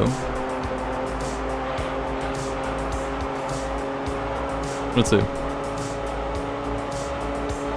Oh, wow. Cobra is struggling already. Actually, I think this might be fine. With some slipstreaming. Yeah, the Cobra cannot turn here.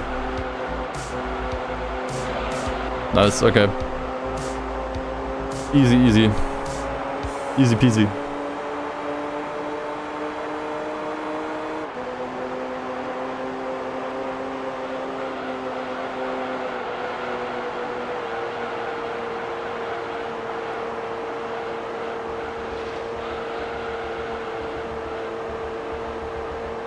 Most American racetrack for the most American event. Pretty much.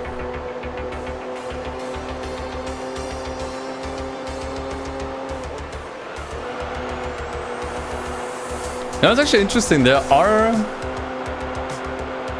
events in this game for very specific Japanese or European cars, like the Evo Championship or the Audi TT Championship.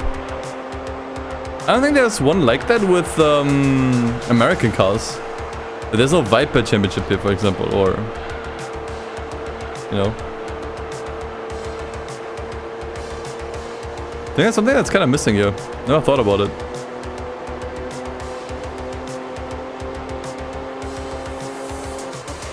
Like, there's a lot of events dedicated to European and Europe in general. European cars. Nothing really like American. This might actually be the only event.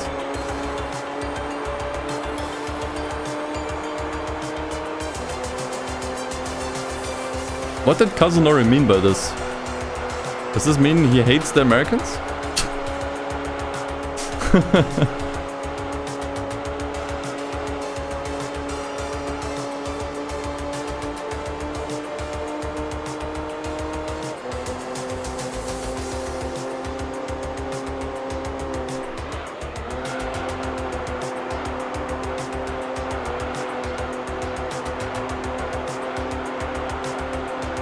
One of my favorite American cars. It's pretty cool, honestly. I do like it a lot. Especially because this Mustang gen gets zero love usually. At all. You don't see this generation of Mustang in any games even. I think maybe Horizon has it. That's really it. But they made a really cool variant out of this one with the SVT.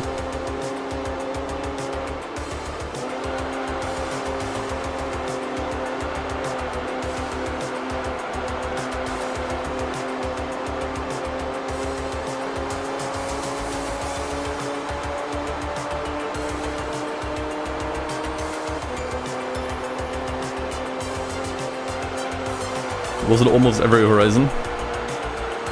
That's what I meant. Especially because I think they have the regular one, not the SVT. They're the regular Mustang version of this one. Which that one's actually rare. Like you don't really see that one too often.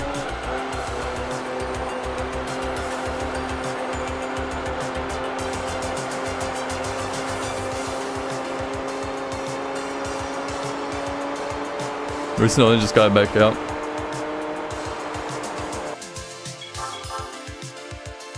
Okay. 369,000 credits.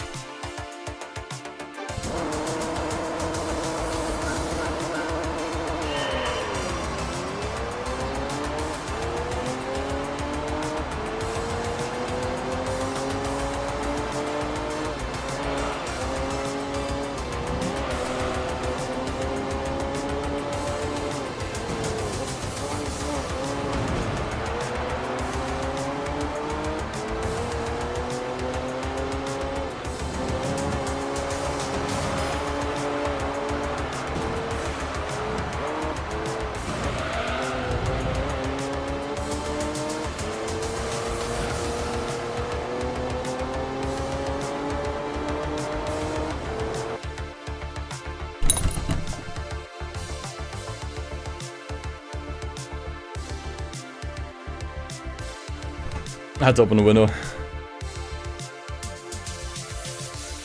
Really just got a donut notification for a video about Mustangs. I summoned it! Actually, we summoned it.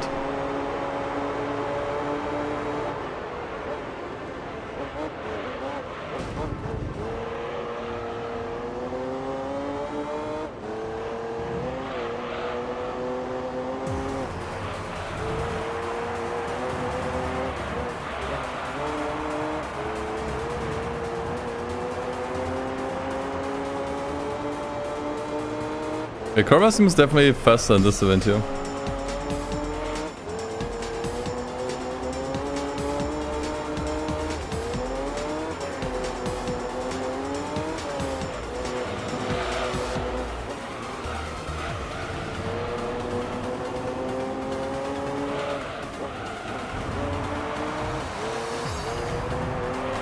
Okay, nice.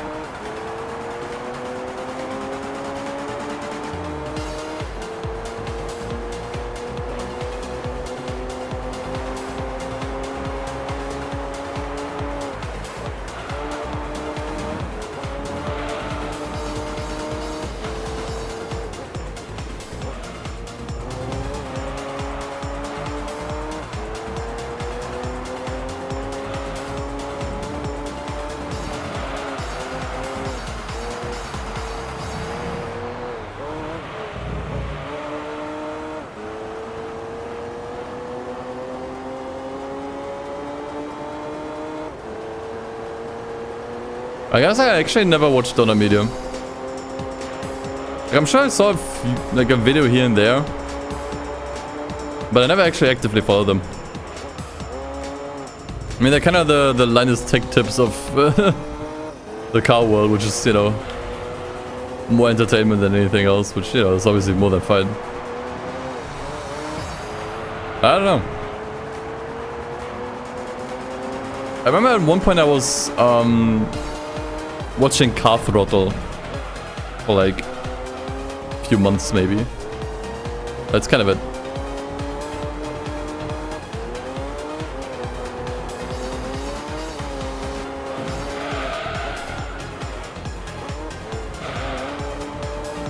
Like sometimes I try to get into like car content on YouTube, but I don't know if I'm just weird, but I find most of it just really boring.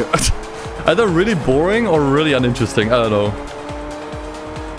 Couldn't really find a channel that I vibe with personally. Which, I mean, if you look at my content, is pretty obvious.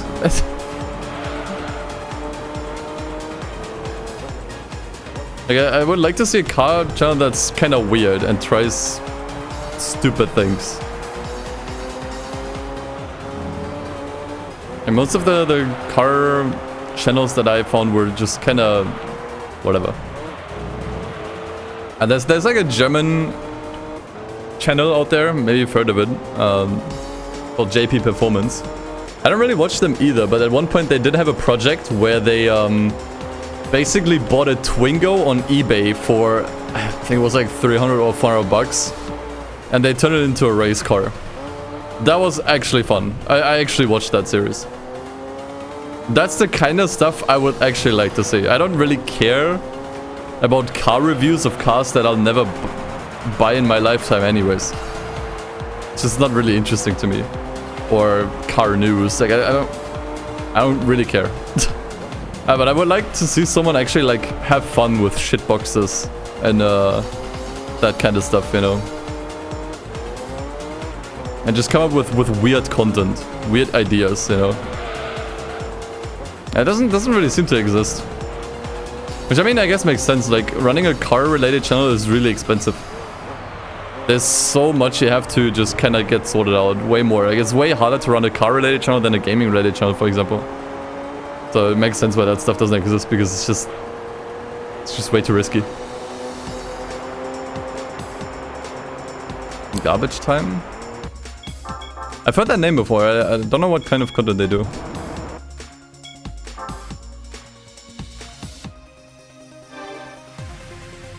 But think about the Evo in GT3. Nothing. It's fine. It's an Evo. I don't know. I don't really have any specific thoughts on the Evos in this. We do have one, we could use it.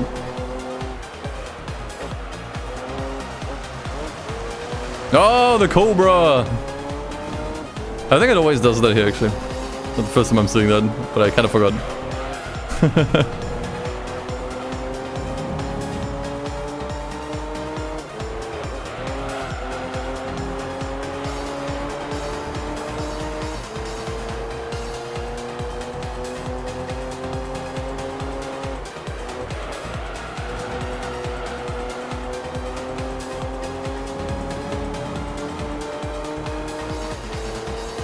Garbage Time sucks, he knows nothing about cars. Okay.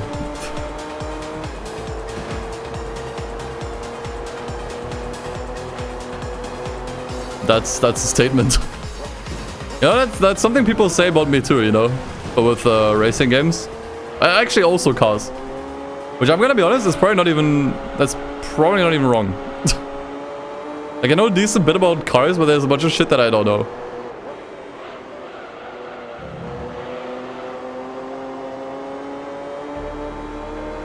I don't know why that would offend people though. Like, I think as long as the content is enjoyable and you don't claim to be like an encyclopedia on cars and then spread a bunch of false information, I don't think it really matters. You can make content on topics that you're not knowledgeable, and I think that's completely fine. I think some basic fact-checking is nice if you want to make certain claims, but I don't know. Like, you don't need to be an expert on every topic, in my opinion, to produce like entertaining, valuable content. Like, if you go back to some of my earlier Gran Turismo challenges, they are disaster. Some of my most viewed Gran Turismo challenges painfully show how little I knew these games back then. Like, for example, the used cars only challenge I did in Gran Turismo 4, which I think, I mean, was pretty much my first Gran Turismo 4 challenge run. What the fuck are they doing? Oh my god. Sorry. Like, it painfully exposed how little I know about that game. Like, I think I didn't even turn all of the assists off in that game, like ASM. Like, it was so bad that actually some other content creator made a video on that as a direct response, showing people that it is possible to beat the game. Like, I don't know much about GT games even now, I would say. Like, I don't know how to properly tune cars in these games, for example. I don't know. But I still play them, man. You know, I try my best to do somewhat enjoyable content on them. I think that's fine.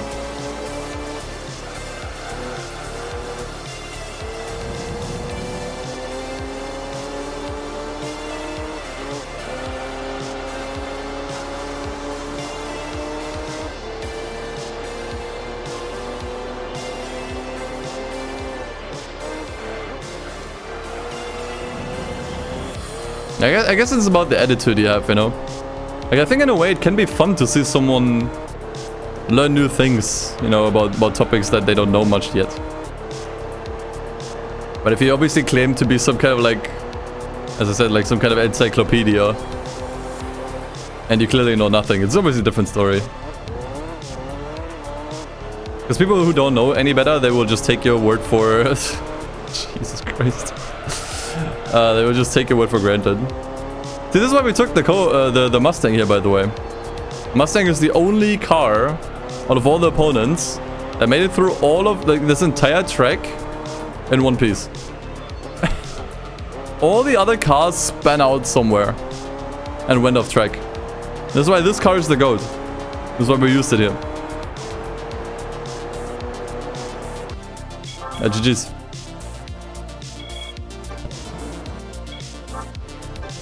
Okay, make sure to put a save state here this time. 404,000 credits.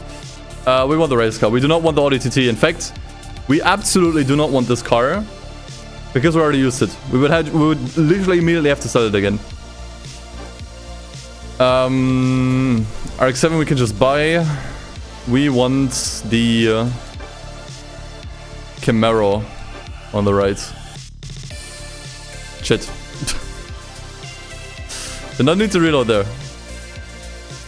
So isn't you can win an Impreza here? It makes no sense. Ooh, okay, cool color. Worth reloading. Worth the reload, I would say. In fact, I think we can immediately use it here. In the German Touring Car Championship. I don't think it would have been better anywhere else.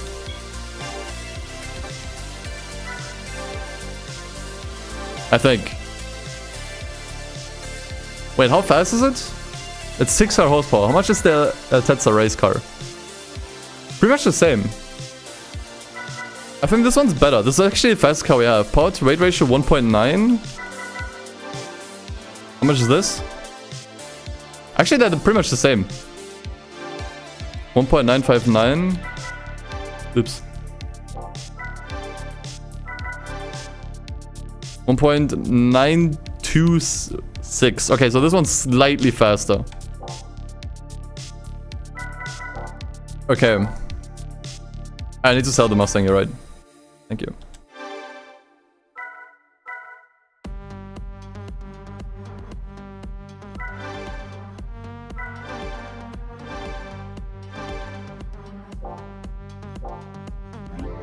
Damn it.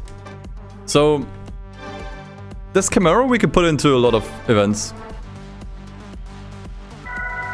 I'm just thinking which the best ones would be. Honestly, the best one would probably be somewhere in the professional league.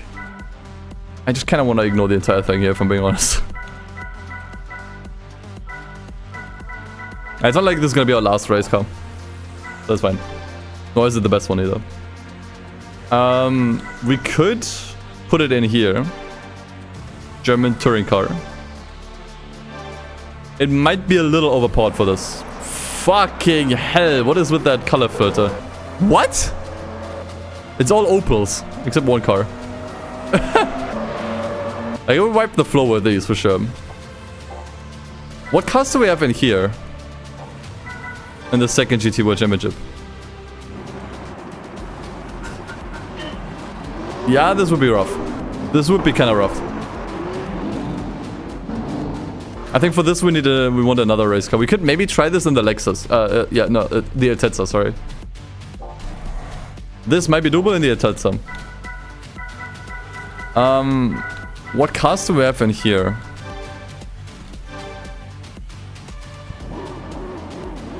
Even faster cars. Okay.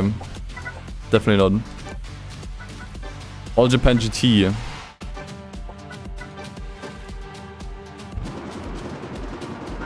I can't see anything. Yeah, okay. Once again. Pretty much the same.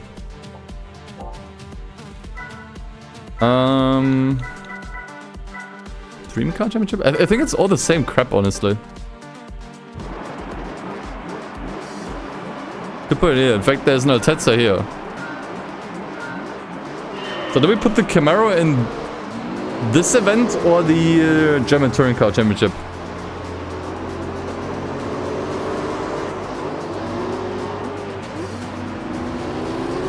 I think we'll put it here. Because I think the Camaro is is way faster than the German touring cars. Here it feels a little bit more on par with the rest. Dream cars seem like this seems more of a better match. This seems like the best this car can do, at least without excessive upgrades.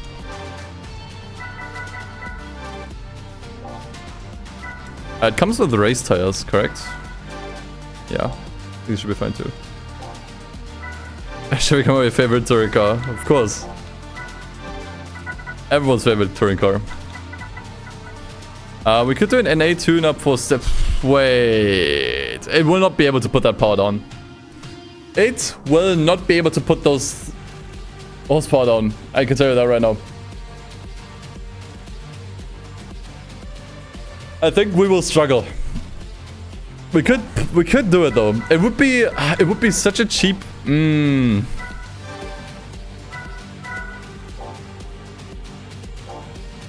I mean, let me see first. Let me see how the Dream Car Championship is even going. If we can push it to up to 1,000 horsepower, that's kind of insane. And I feel like that we should use that horsepower. It just won't really be able to put it onto the ground, you know.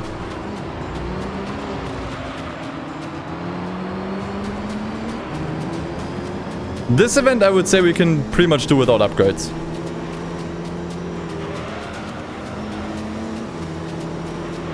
I feel pretty confident in that. So the question is, do we do this without upgrades? Or do we buy the upgrade and put the car somewhere else?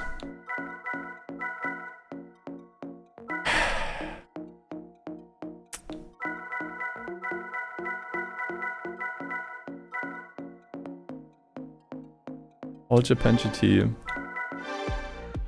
I think those were... No, this is actually the really bad one. We definitely do not want to do this one. Wasn't this kind of tame? Actually, I think we can do this as this. Wait, hold on.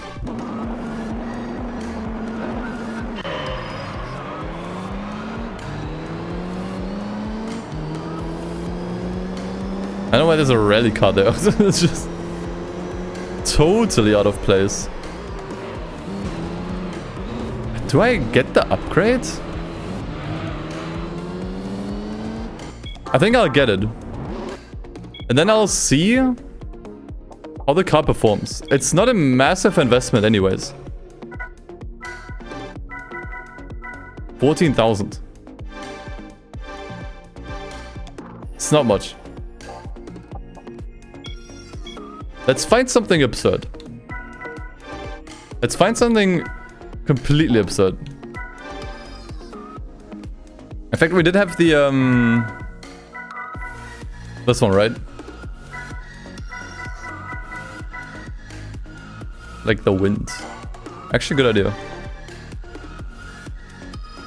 Probably need some tuning. Would be wild if we could actually do well, like the wind here.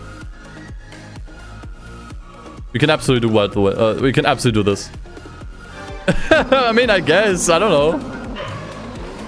It's a car that's all horsepower, no handling. Oh, there's a 787B in here. We're done. Never mind. Actually, wait. With the right tuning, might be possible. It might be possible. How much money do we get from this? Only 10,000. I do hope you get insane price cards from this, though.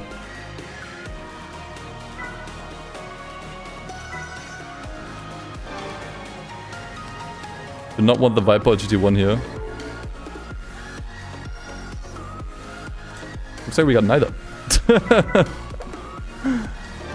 Okay. I think I can do it. Like, this car is all horsepower, zero handling. Zero handling, it's way too heavy still. So actually, this is great. Like this is great for like the wind, honestly. Yeah, I put this up or down? I think I put this down.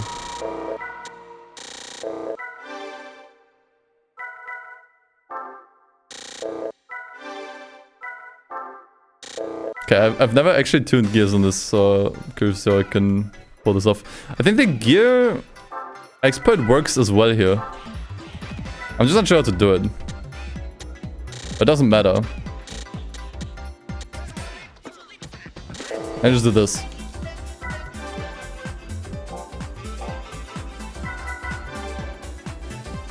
Okay, let's see. Like the wind, this early is wild.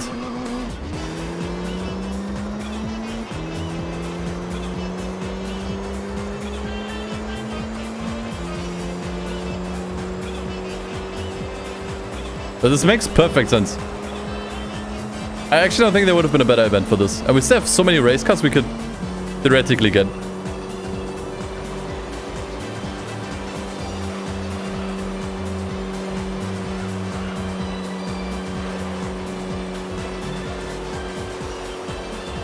That would all be better than this.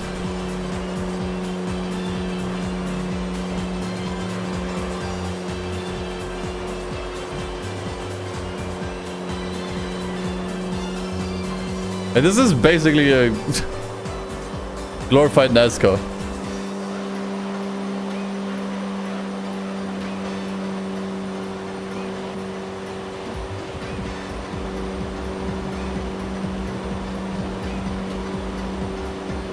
I'm not really getting much speed here. Only through live streaming.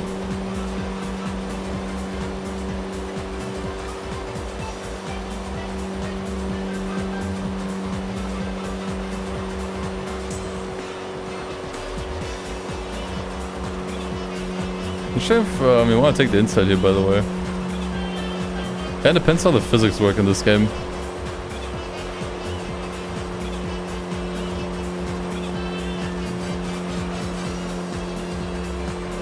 Yeah, this with more cars would be awesome. For sure. I guess it might be a little too long now. I think we would need the gearing trick. That would give us an easy win. Why is there... Wait, why is the skyline in first? What the fuck?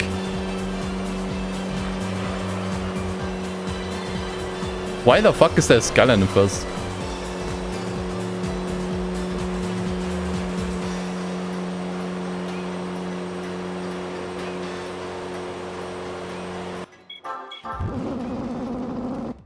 Okay. So I want a bit more optimized gearing.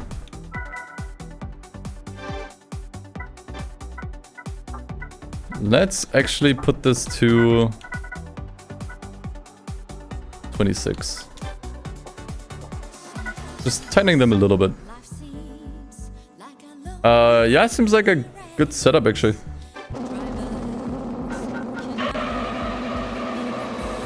Cass was smoking some serious kush when he decided to make that race 20 laps.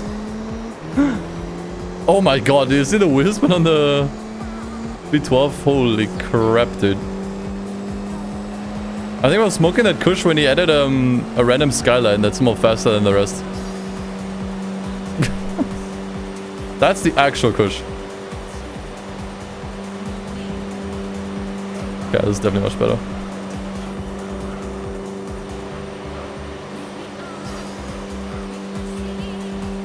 Yeah, if I don't win the event, that's fine. I can keep using the car until I win a single event.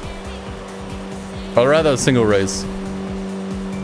Unless it's a championship, in that case, I'm allowed to do the entire championship. Because otherwise, we would never be able to complete them.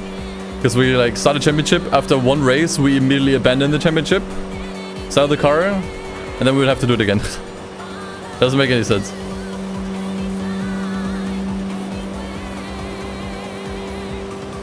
What the fuck's up with that skyline? You have to be kidding me. We're on 1,000, almost 1,000 horsepower.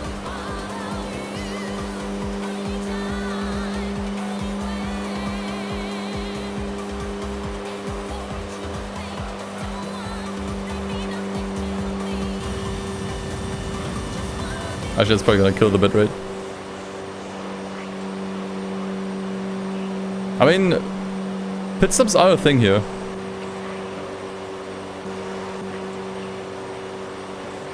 I'm actually gonna let him pass. I wanna use this draft.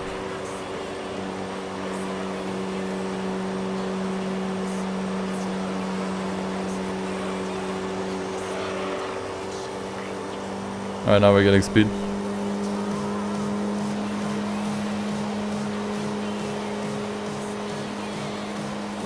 Gotta work together here. This guy must have a nuclear reactor as an engine, yeah. Seriously. What the fuck is up with that thing?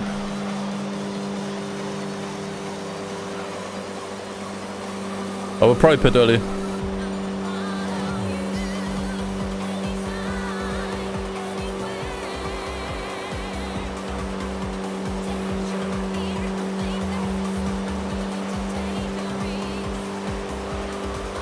Try for the bump draft.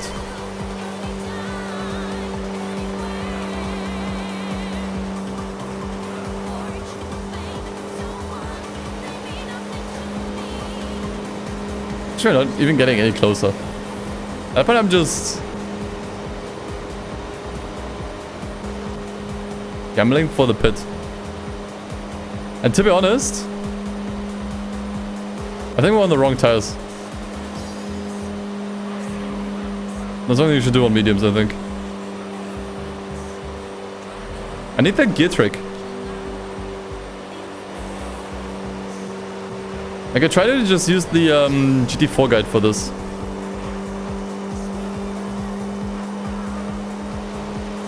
Maybe it'll also work here.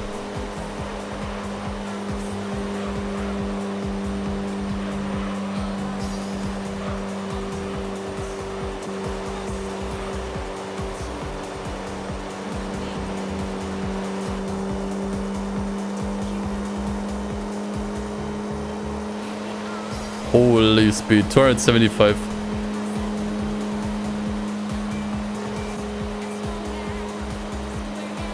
That's like the wind.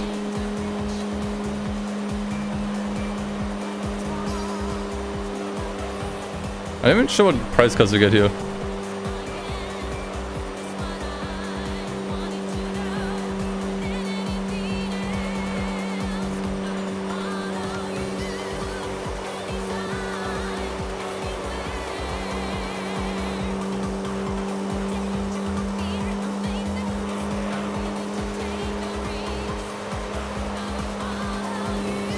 I literally cannot get any closer to that skyline. That's ridiculous.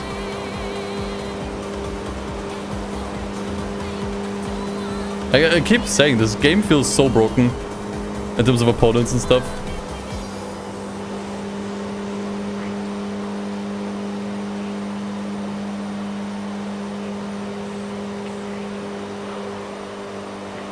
I think we are slightly getting closer. Promise the tire situation. The tire situation is crazy.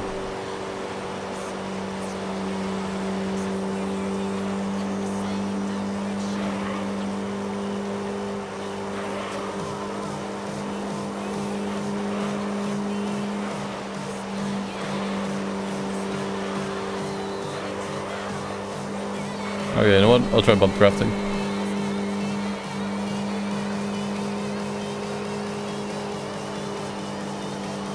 Ah, bump drafting doesn't seem to work. We're actually slowing down.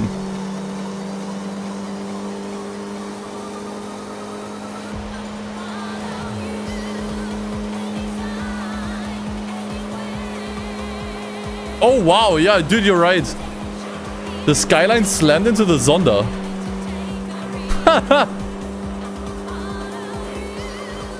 What the fuck is this thing, man? It's actually just a regular ass skyline. Are you kidding me? Nice lap count, by the way, 420. That has to be a joke, dude.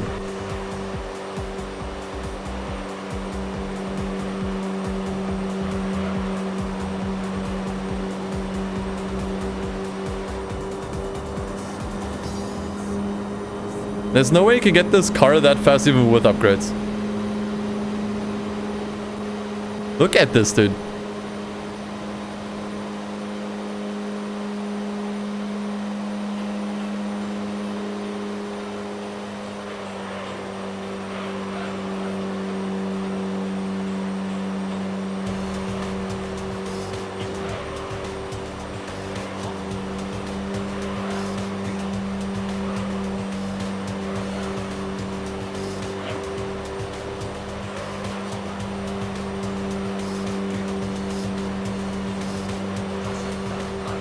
I mean, let's see how this develops. I'm really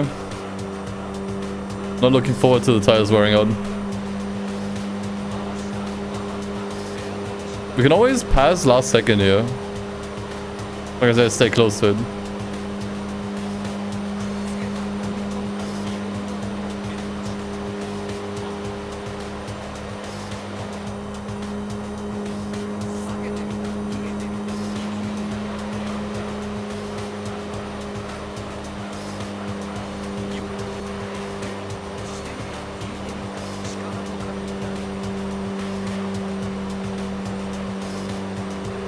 Look at this. This far on the inside.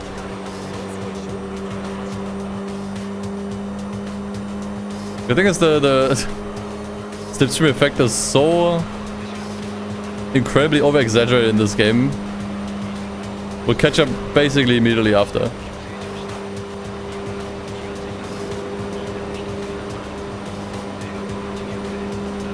Interesting. Did not pass this time. What is he doing?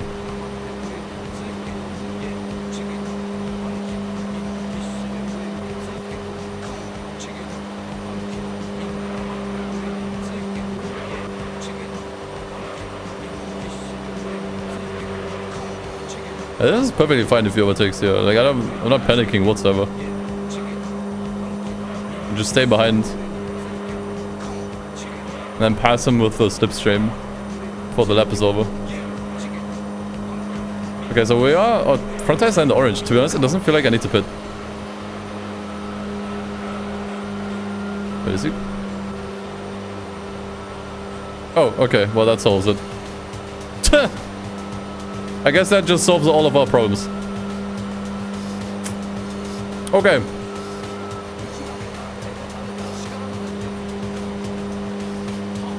I'll take it.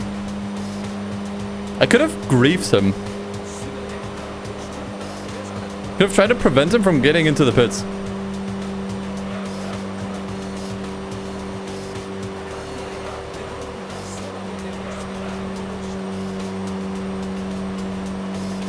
And if I did that, he probably would have never been able to recover.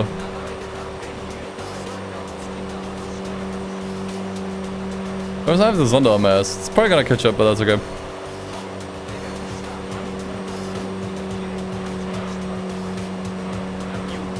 Let's see.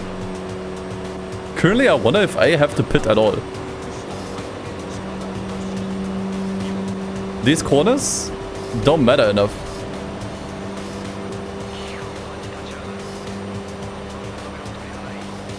They have one tire that's completely in the red. I would not feel it. If I didn't have that display there, I could not tell anything was different. Car behaves like always. Actually, I don't think I have to pit at all. We'll see what happens when the rears are wearing out.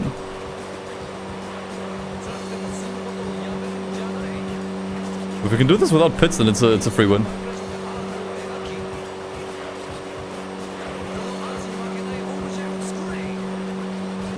I think I might lose a little more speed in these corners, but that's really it.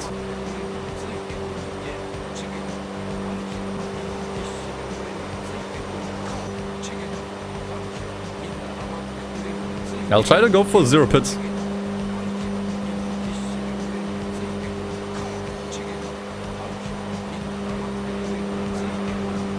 Honestly.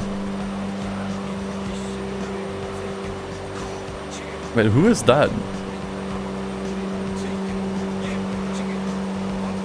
Oh, that's a Zonda. Yeah, it has no top speed. The gearbox on the Zonda is dog shit. He's gonna hit it, isn't he?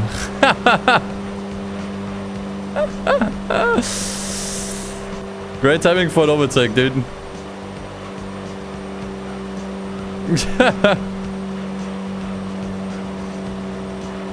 Nah, we don't need to pit. Literally, like, honestly, I can feel no difference. Or at least not a tangible difference on one tires. As long as all the other opponents pit, it's a free win. At least once.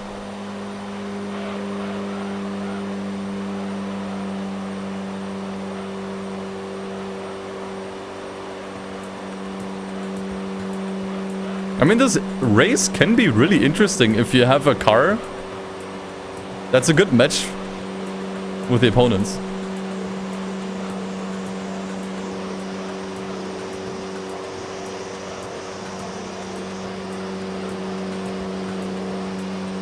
It's just, I think most people just pick an overpowered car.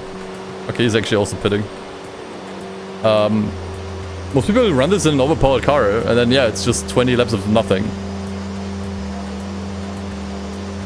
But if you get a car that can just barely beat it, It's just good enough, you know?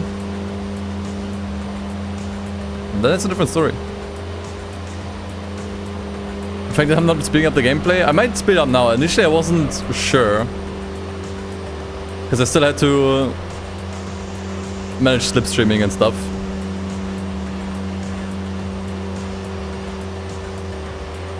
So, kind of wanted to remain a little bit vigilant. I think now is the point where we can just comfortably speed up. At least the straights. Oh yeah, actually I forgot to give this car an oil change. We could have had more horsepower.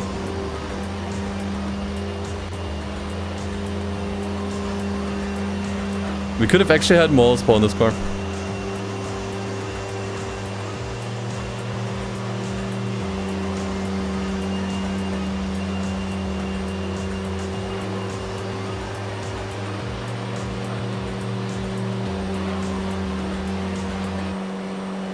So we're only doing one race with this car, but I think this was the best event.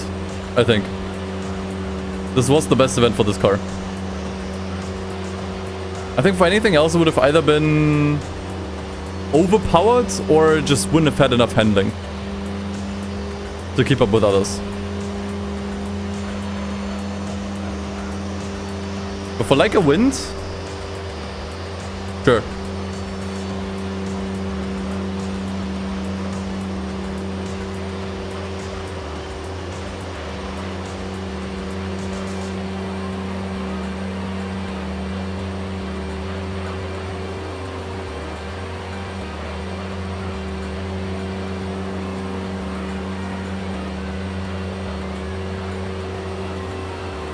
There's a... I think an NSX we can pass here.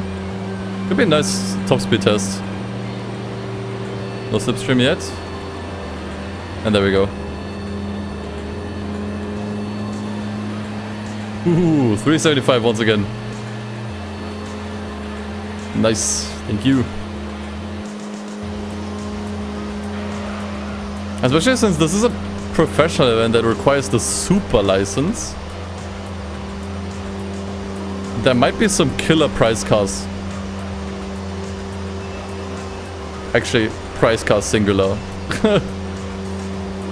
After this, we'll see.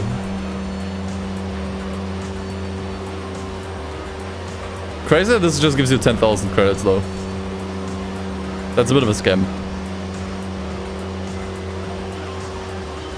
I think 50k would have been more appropriate. 100k is probably a little too much.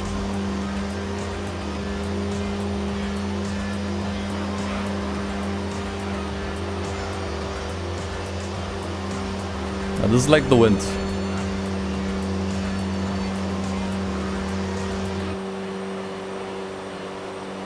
I'm not sure if I ever completed this event in GT3. Maybe once. Long time ago.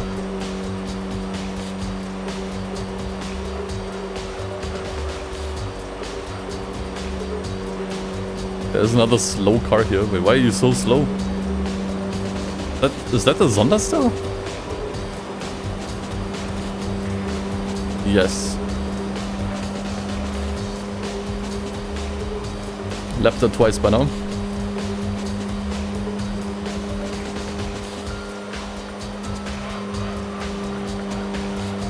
I didn't want to use speed up there in case I crash into it.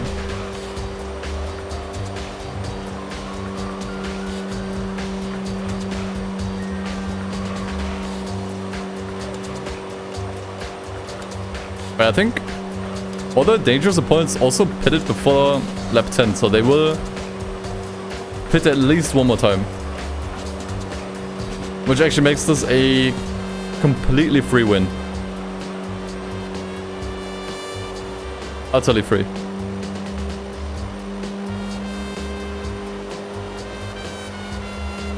See, there you go, Skyline pitting again. It's probably gonna pit the third time.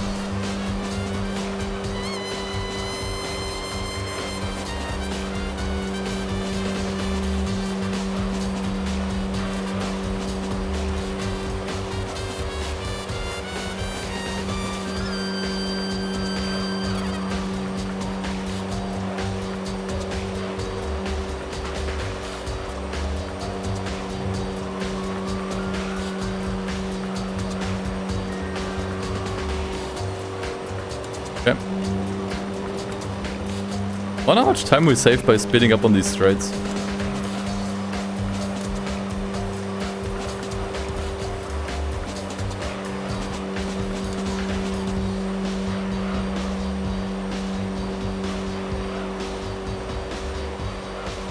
Careful, there's a left turn coming up.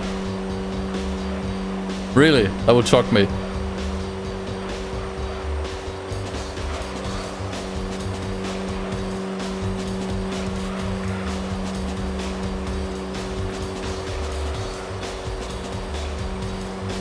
Okay.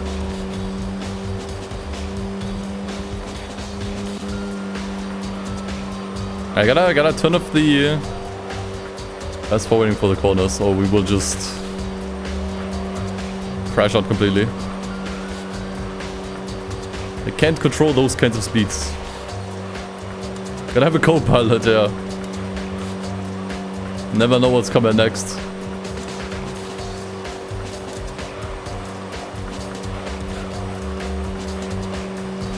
Around 20 seconds on each straight. That's pretty good. So per lap, that's 40 seconds saved. Several minutes worth.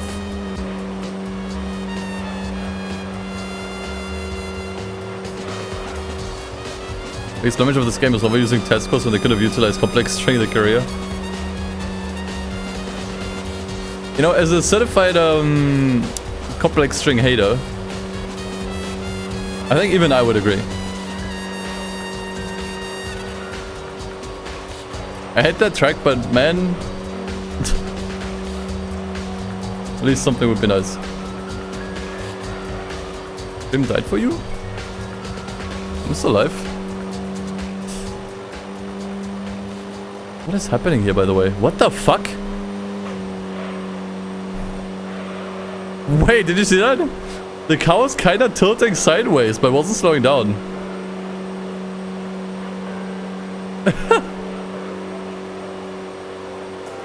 Okay.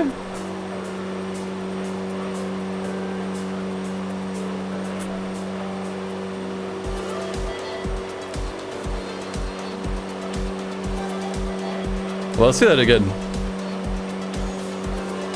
Actually, I think we got traffic on the way. Actually, that's quite fine.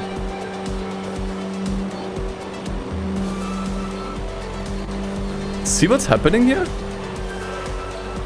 Quite more obvious on the other straight.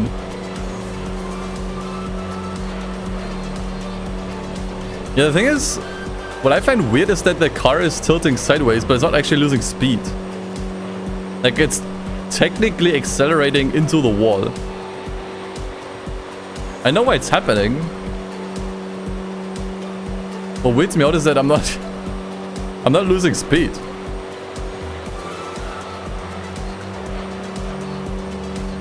Like, it makes me wonder how far can I tilt the car?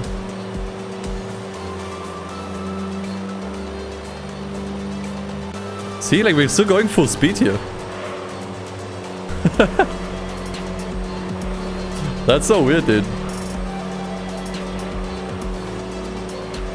Probably because of the rear rise.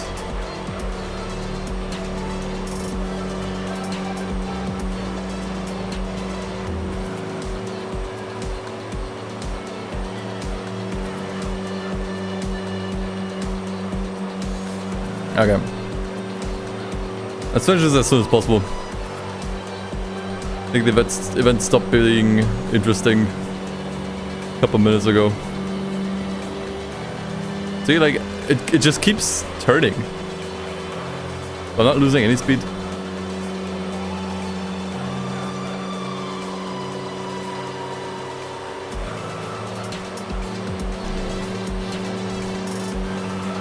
How much speed do I have if I just wall ride this, by the way?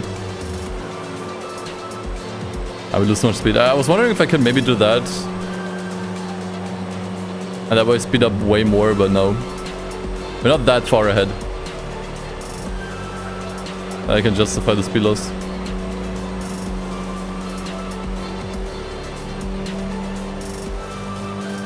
Look at the angle we have here, man. Kind enough turning left, yeah. Well, desperately wants to turn right.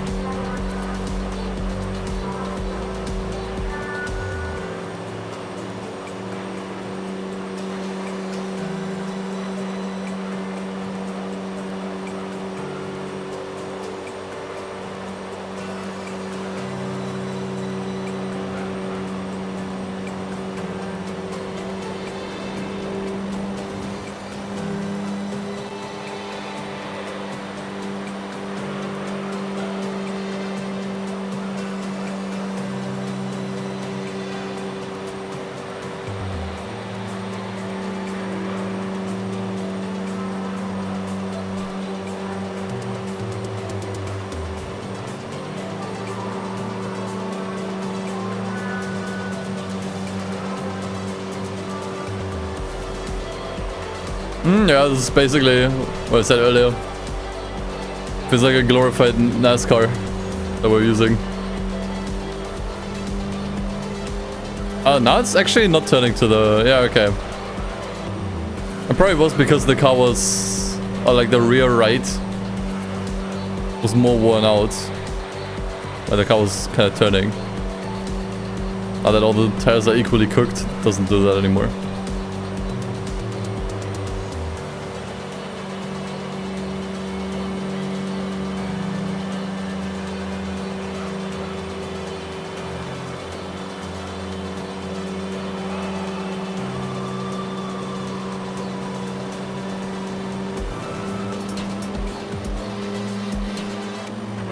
Actually, let's see. Maybe I can do this.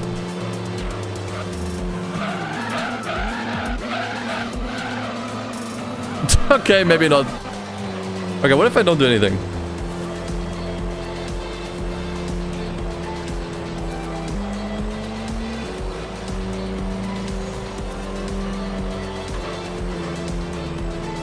Okay, we lose a ton of speed, but I think it's fine.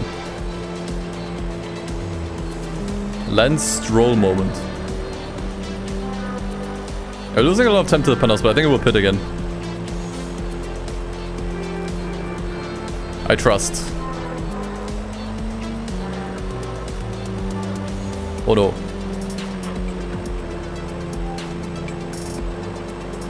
Oh no, it's coming. It will pit again.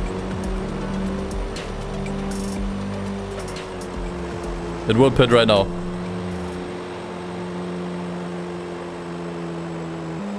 It will pit the next lap. Shit.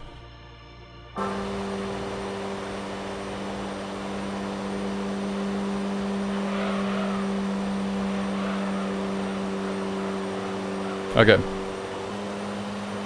We gotta do this properly.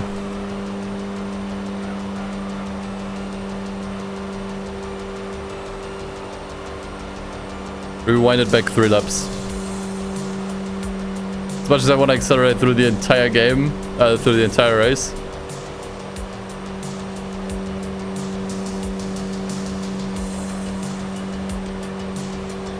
We do have to keep our speeds up here or the panels will catch us. We have to do this race properly. We can speed up the straights, that's no problem.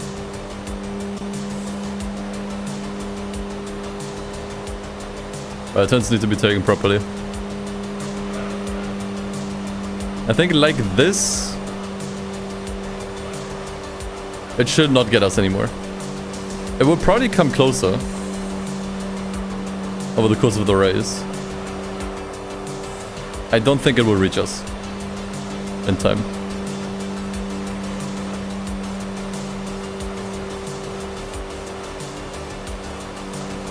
We were doing 300 here, now we're doing 340. That's a huge difference. Which means we also have more speed on these straights here.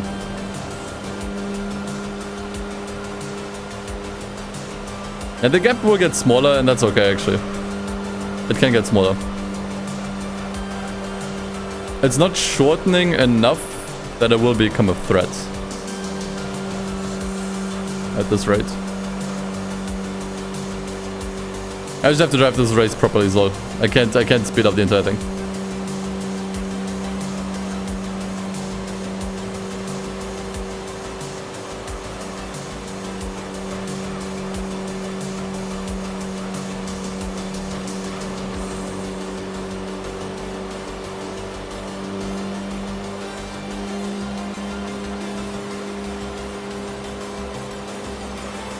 I was already 7 seconds behind us here, I think.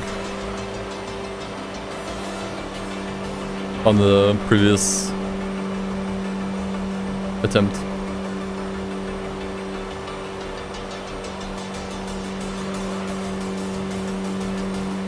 Actually, it's not getting smaller at all. It kind of stays. Yeah. Okay. We can maybe speed up the last 2 laps. That should be doable. Those we could skip. Yeah, I did play Tokka 3 actually. Not very long. Only played like the first hour or two. But it seemed pretty fun. Was really surprised that it had a story with animated cutscenes and such.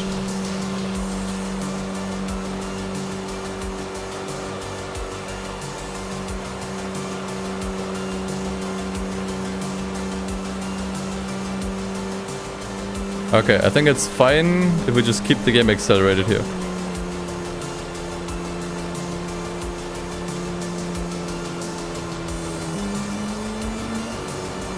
And skip the last 2 laps. If my gamble pays off. Oh, interesting, the slipstream actually sped us up for a second there. 9 seconds. Okay, I didn't see it this time. Oh, I saw it for a split second. Okay, I think I have to do the last corner properly or it will pass us.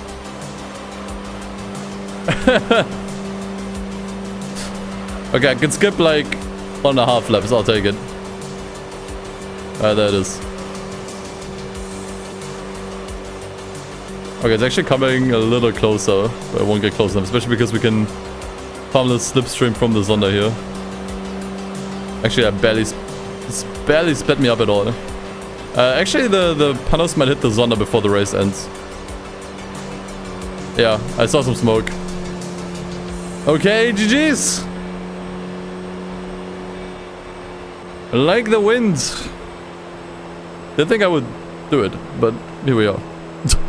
Just seemed like the most reasonable event to do with this car. Only 10k, what a scam. Okay. Prize car. Is it a choice? No, it's not a full event. Okay, that's actually huge. That is actually huge. Okay. Very good. We'll add the Camaro to the list first. Can't even read it properly. Whatever. That's what I thought. The space getting a little iffy.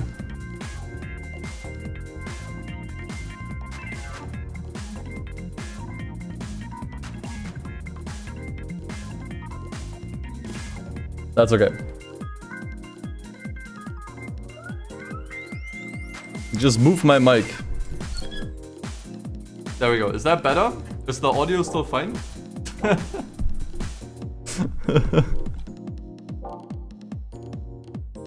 Okay.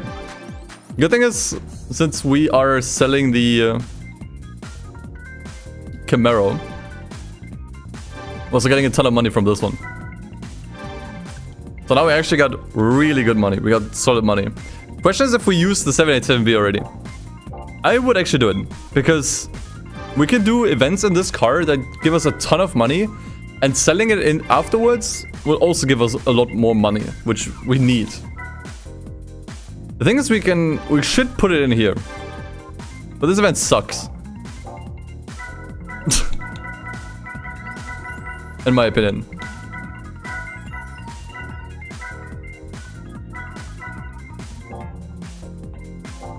The thing is, we haven't even done the other GT World Championship.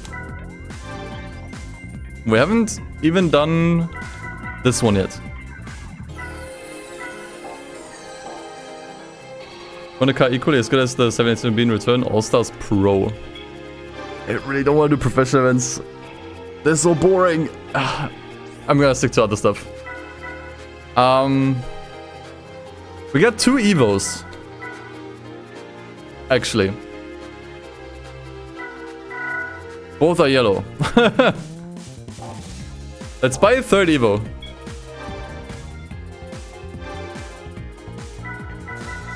If we can. So we have the 7 RS here. The 6 RS. I think that's the one we have, actually. There's actually so many Evos. We can do all of the Evo Cups, dude. There's so many of them.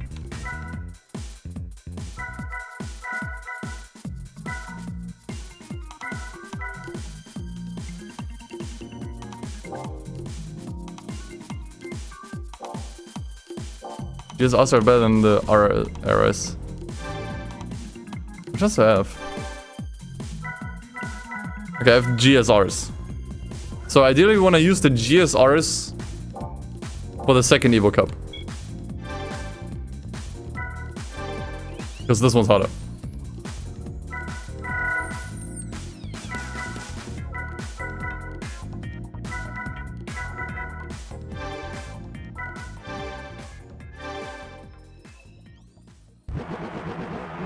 Yeah, I mean, it's pretty much what you'd expect.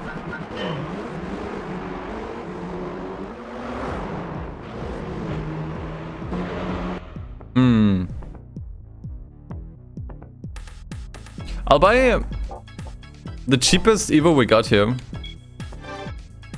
And we'll do the first one.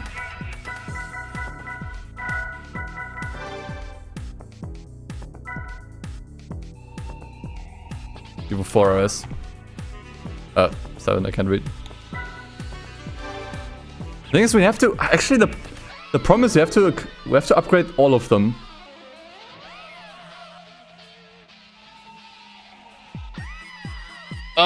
We have to upgrade all of them.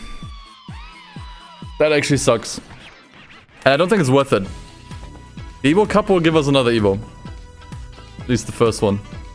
Second one might give us something else.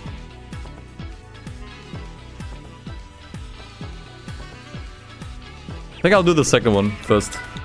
Which means I'll get a better Evo. I think the best one money can buy is probably this one.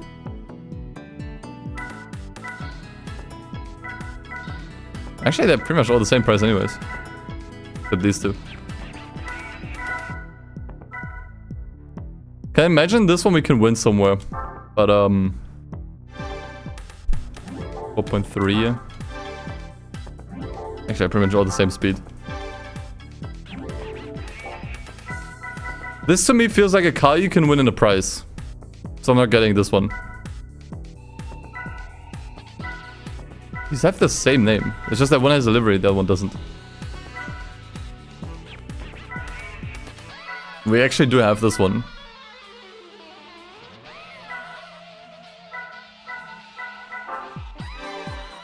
Oh, 4. Okay, all pretty much the same speed.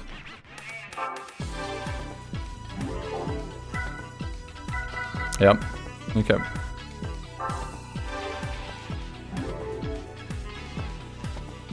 I think this one will win a prize, the one with the livery.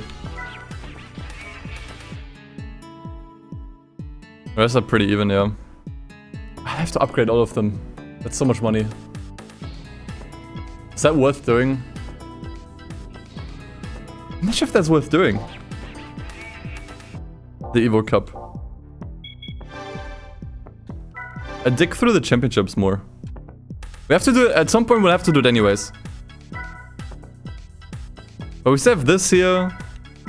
We have the regular, like the Amateur GT World Championship. There's so much other stuff we could do instead. I'd get this out of the way first, I think. Before we start wasting cars left and right. How hard is this Type R meeting here? Nice deep fried image. Probably just lightly tuned Hondas. Yeah, the NSX might be an issue. But I think I can reroll. Spin! That guy lived in Spain without the A, dude.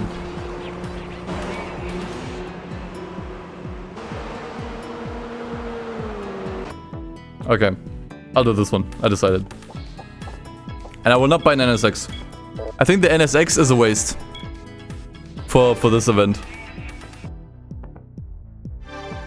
NSX is a solid MR car that we will still need. So I will get... We used this one already. Integra, I think, for this. 5.4. How much is this? 5.8. This one's a little slower. I think this is like a front-wheel drive championship contender. I think the Evo Cup is a little harder. So we'll use this one.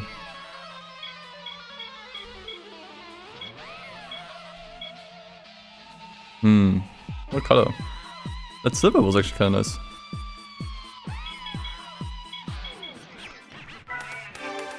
Yep.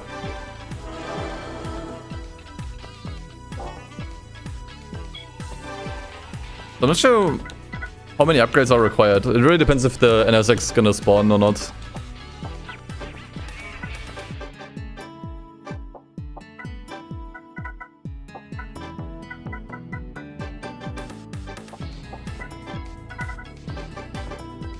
It's actually not that fast.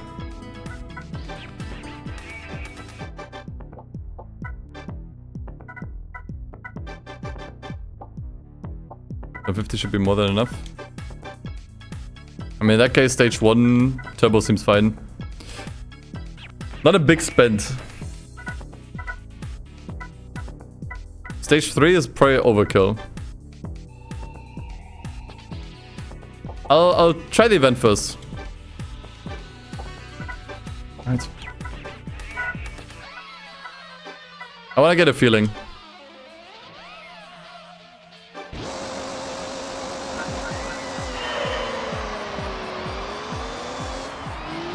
Holy shit, this car sounds terrible.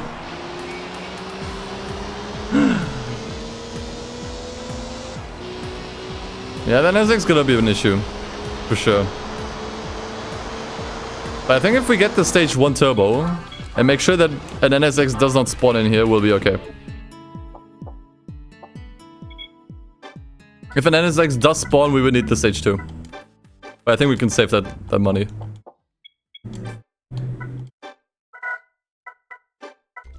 Okay.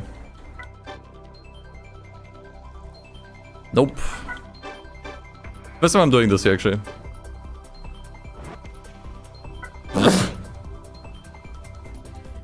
Then I'm cheesing this. What sucks is especially the NSX is always the first for some reason. Like, that makes things infinitely worse. Dude, it's the same set of opponents each time.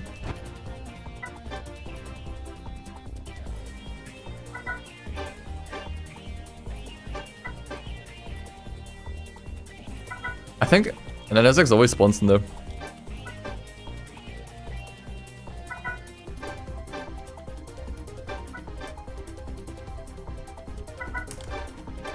Yeah, I don't like how this looks.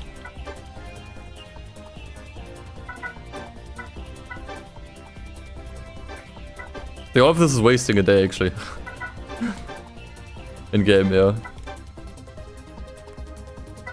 I think there's always an NSX here. Yeah, I rewrote this so many times.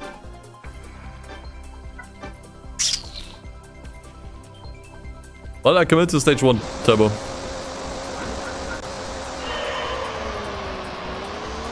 Now I have to live with it.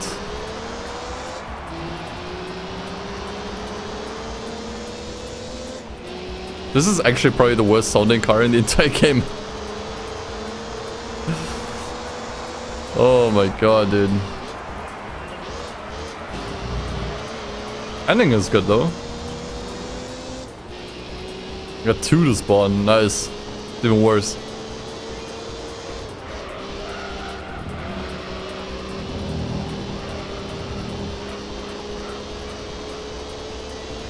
The humble weed whacker, yeah.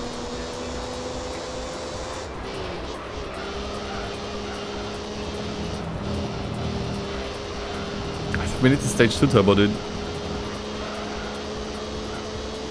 Gotta remember this car, the NSX gets faster.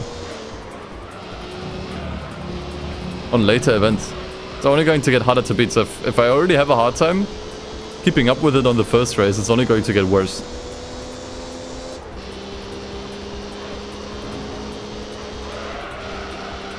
I think I have to go back to the drawing board. We will not win like this. If the first race isn't easy, the others will be impossible. Yeah, I'm not sure if I got the... No, I did get the muffler upgrade.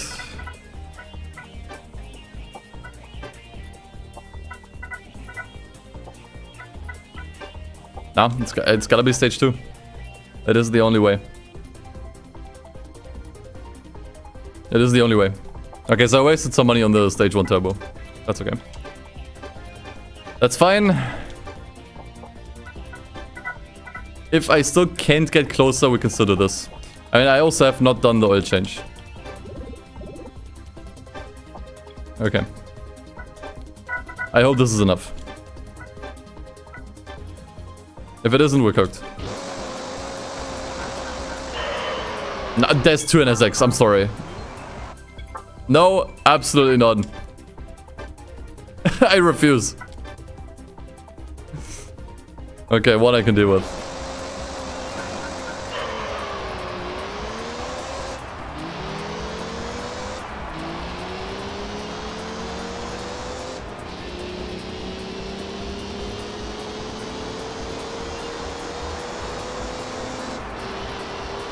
Yeah, I think an NSX is guaranteed to spawn. Like, I rewrote this event probably like close to 20 times. I mean, there's only, I think, 3 cars, actually 4 cars that can participate here. The odds that neither of it is an NSX are really low.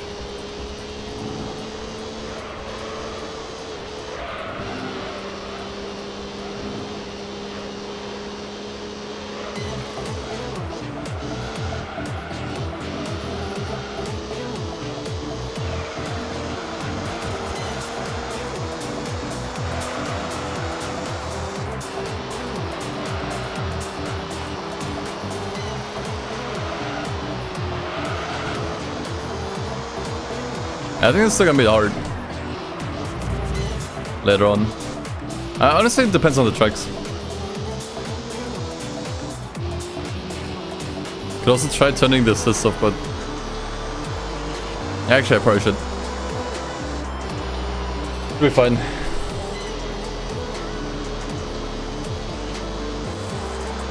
Got a straight way actually faster.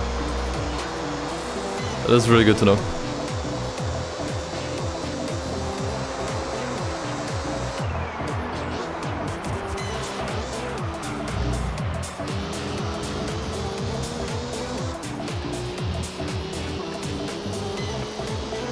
Tabaka would spawn in the NSX place, any of the other ones.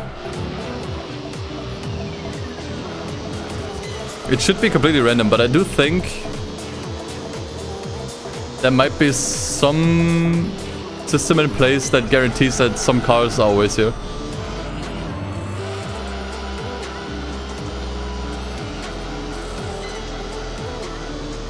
Oh yeah, there's definitely rubber banding in this game. To be honest, it's not some of the most noticeable rubber band I've ever seen, but it's definitely there.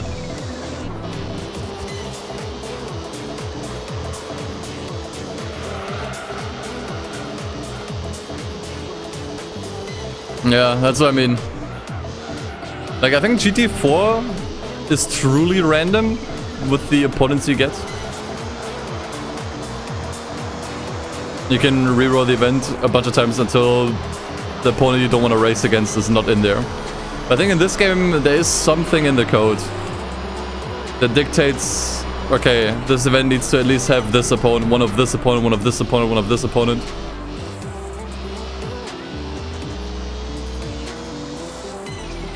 I assume probably for events that don't allow a bunch of cars. Like the Type R Cup, for example, only allows 4 cars. Like, probably to prevent that the event only has 2 cars in it as opponents. To make sure that the variety is kind of covered. What little there is, I guess. I think that's probably why. Like, they realized, okay, we don't have a huge car list for all of these events. So, yeah.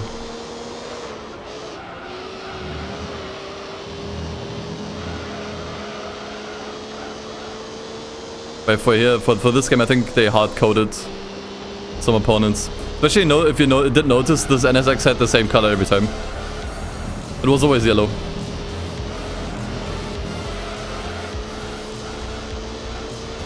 Which I think further highlights my theory.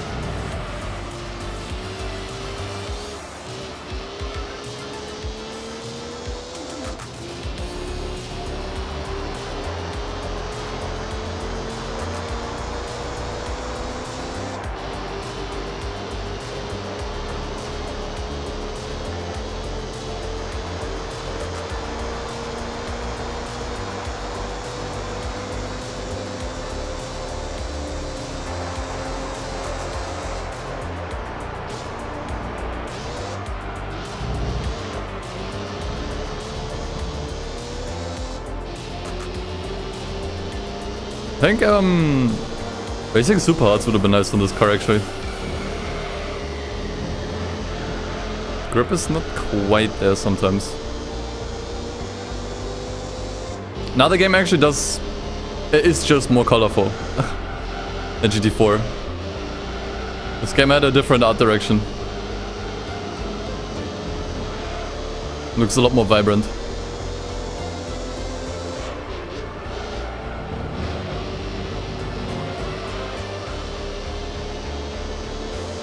Parts have the same grip level as sports. Oh, okay. I see. Yeah, I think in GT4,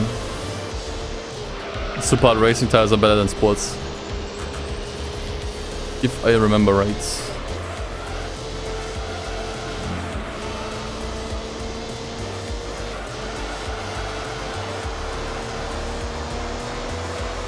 I gotta close my window again.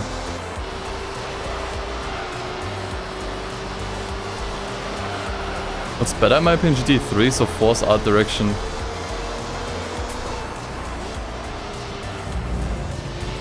I don't know. I will say I think GT4 objectively looks better, obviously. It uses more advanced graphical techniques. And I think also the UI and everything looks a little bit more clean. I think this game looks visually more appealing though.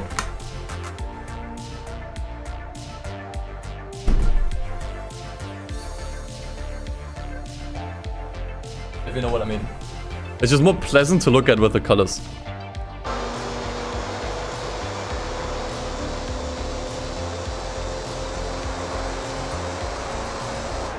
Especially I feel like in GT4 it really depends on the track. Like some tracks in GT4 look a million times better than others. The GT4's night stages are insanely good looking. For example. But then there's other stages in GT4 that are just like, you know.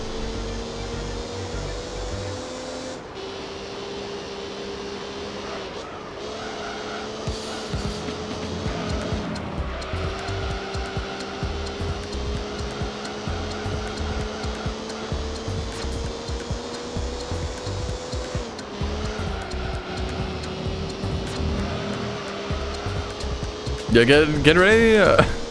Rather get used to this engine sound because, yeah.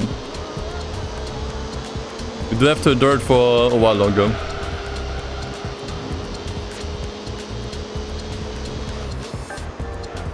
The humble weed whacker.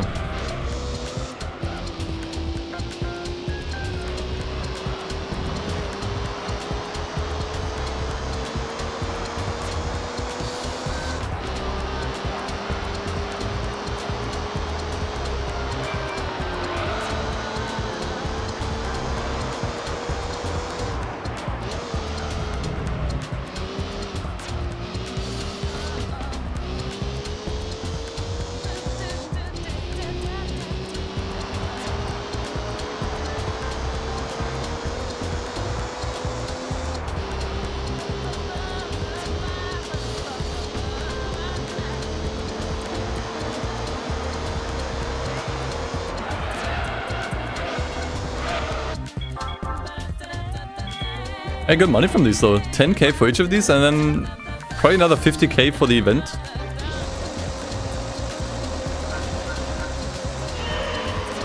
That's actually really good. Like, the car definitely pays for itself, even with the upgrades, which I messed up initially, and that's slightly overpaid for.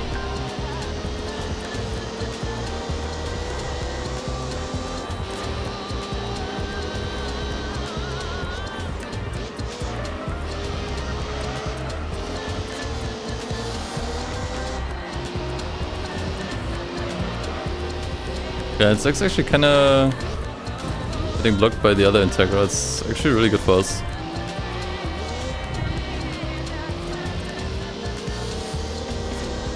Why the older Gran Turismo games didn't care about car sounds? I don't think it's that they didn't care. It's probably that they were just not able to give the cars better car sounds. Like, GT4 has just too many cars. That's just like straight up. GT4 to 6, they just have way too many cars to give them proper engine sounds. You can maybe argue in 5, they had a lot of time to make the game. They had a new console. Yada yada. Over 4, it would have been tricky. This game was only made in like 2 years. On a completely new console at the time. Like, I just don't think they were able to. Like, they had to make compromises somewhere to actually get these games shipped out on time and get them done. And they just chose to make the compromise with engine sounds, which to be honest I'm okay with. It's probably the thing I care about the least as well. I would rather have more content in terms of tracks and cars and a larger career mode with better AI, although the AI here isn't great either. I think that's just what they prioritize, you know?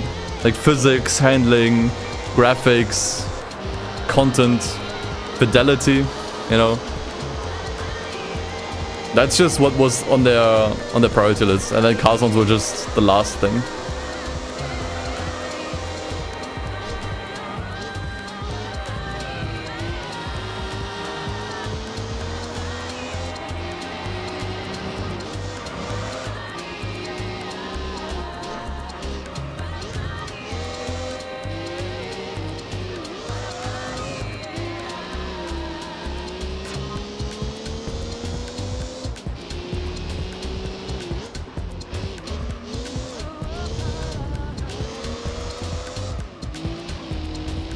And to be honest, like, if you played some other PlayStation 2 games, or PlayStation 2 racing games at the time, it's not like it was a different story for other games, dude.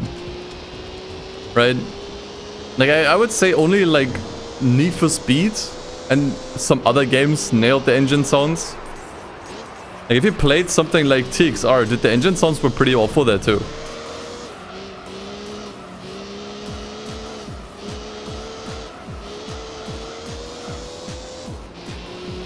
It was just, and also like a bunch of other like more budget racing games at the time. It was just more common back then. Yeah, Enthusia.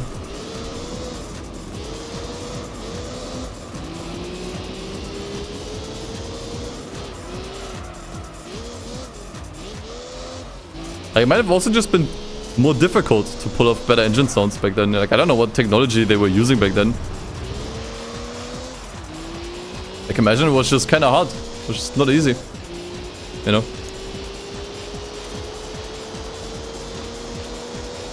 Yeah, it's okay, I also didn't care about engine sounds. Only once people started pointing out, I was like, oh yeah, actually true.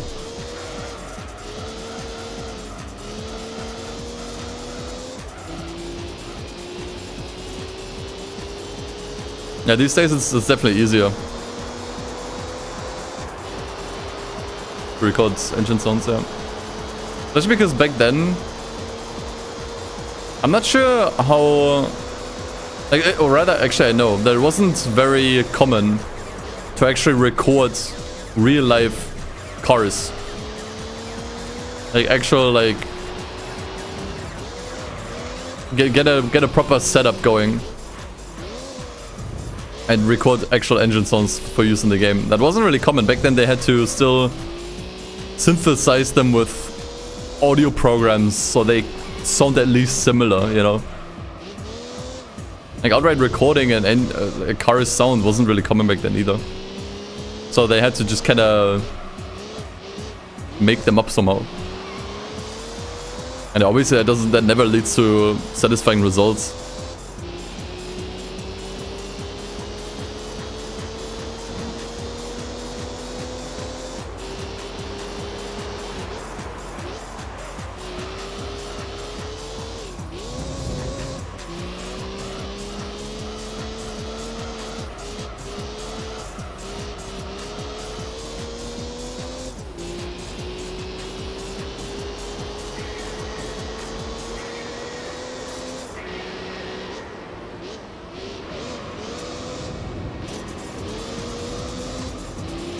Right, and someone mentioned Forza. That's kind of what put Forza on the map though, right? Because it was an accessible sim that did actually put a lot of importance on on sounds, I mean. So in that sense they did actually offer something that other racing games didn't at the time. Sure, it might not have had the car list of a Gran Turismo or the track list, but... or the physics. But it did have the car sounds, you know. And it did have customization. And damage model.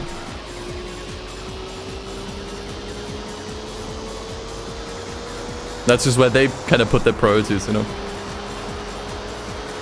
Like when you make a game, you can't do everything. It's just kind of something you have to accept. If you want to do everything, the game will never be finished. Because you will always find another thing, and another thing, and another thing, and another thing. Like at some point, you just kind of have to make a sacrifice somewhere. Yeah, Forza also did interiors first, you know.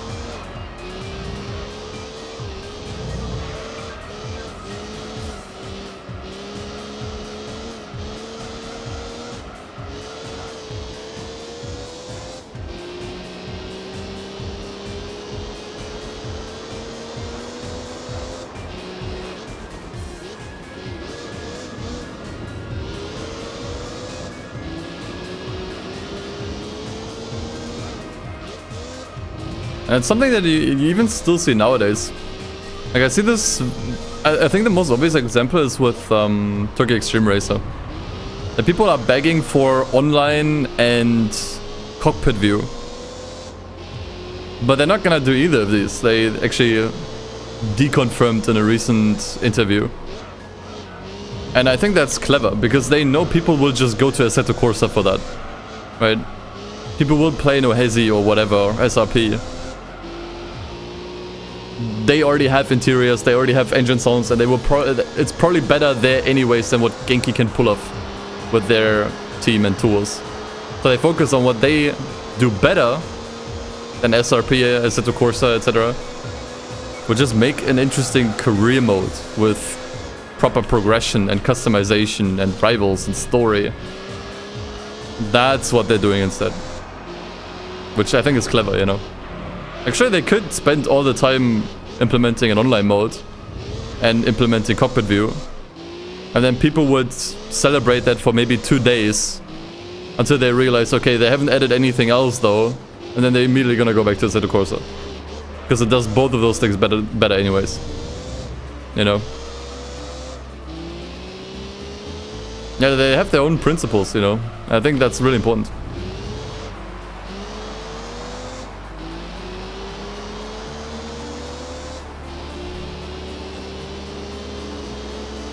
And I still have no idea how an online mode would even work in Tokyo Extreme Racer.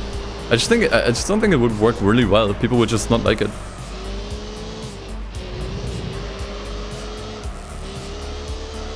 I talked a little bit this about in a video that should come out tomorrow on the second channel. But it's just like sure they can spend like the next, I don't know, 6 months to put it into the game, but I think they should just focus on what they do best and what makes their game unique anyways. It's something I think, that's a lesson I think a lot of developers and studios in general should really nail to their forehead. Instead of trying to do everything and always going with the most popular demand and what people want, actually just focus on what you do best, you know?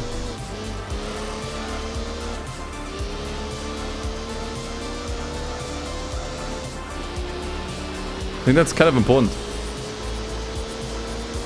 In fact, that's something like even with the Pepega mod we realized. Like we had a ton of people that begged us to do a meme-less version of it.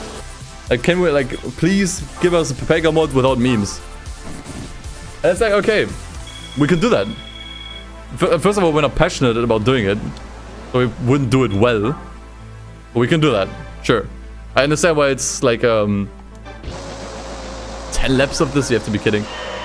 But it's a popular request, and like I don't blame people for wanting it. It's completely understandable. But it's just like at that point, we're just making a Pro Street that's slightly better.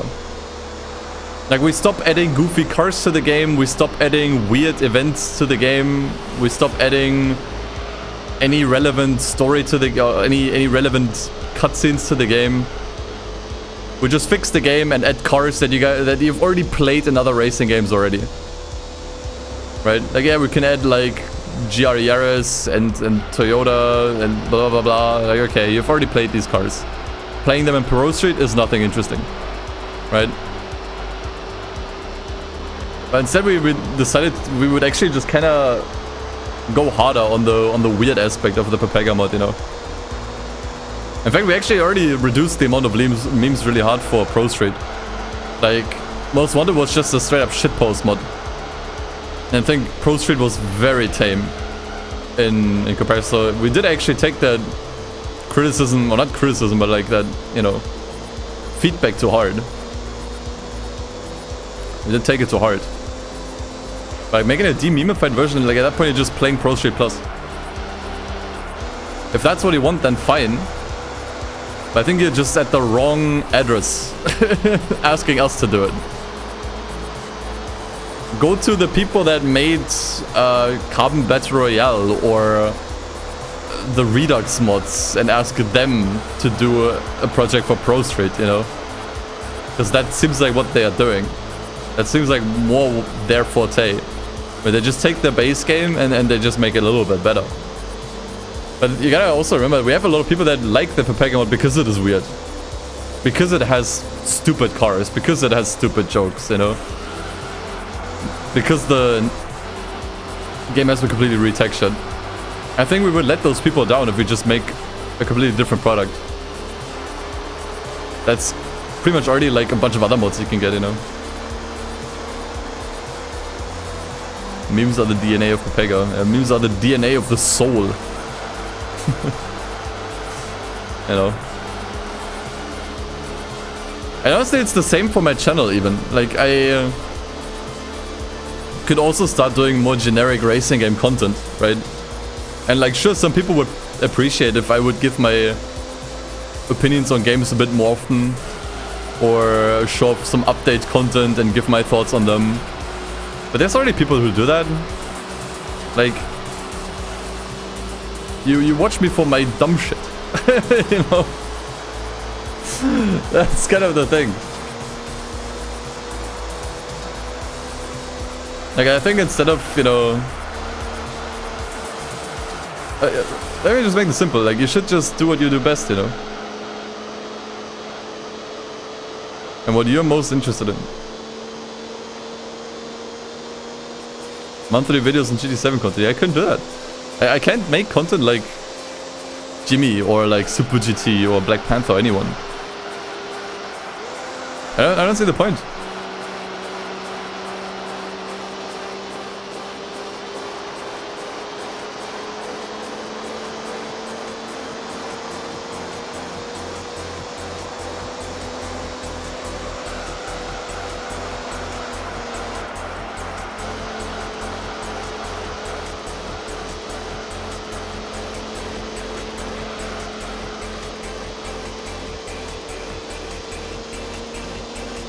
Damn. Apply this to your own life too, by the way. Don't let your parents tell you what you should do, what you should study, or anyone else. Don't just follow what your friends are doing. Don't just go and study the same thing. Try to figure out what you are actually good at.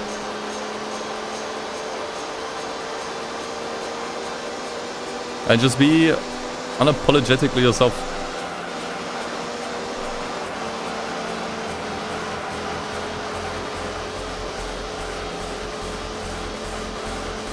Because the people who actually care about you, and they want to see your best self, the best version of your own self, and not just the best copy you can pull off of someone else, you know?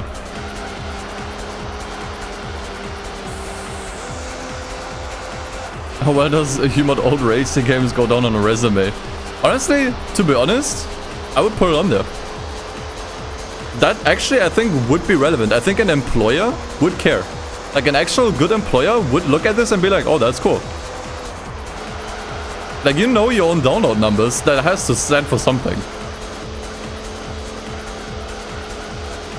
Like, I know some of the Pepega mod devs already said if they want to apply for jobs, they would put that modding project on their resume, and they would back that up with numbers. They would say worked on this and that project for 2 years in a team of this many people. I did this and this and that. Worked with these programs, and the project got this and that many downloads. I think that's perfectly valid. I think any employer who knows what they are doing and is actually worth working for would actually see that as relevant.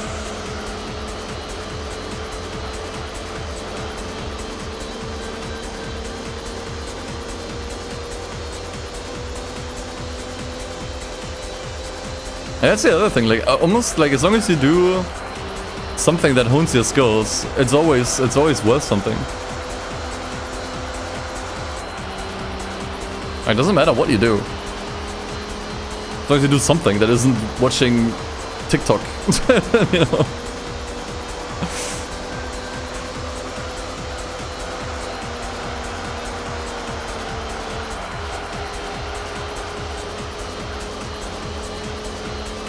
Yeah, obviously it depends how you frame it too, right?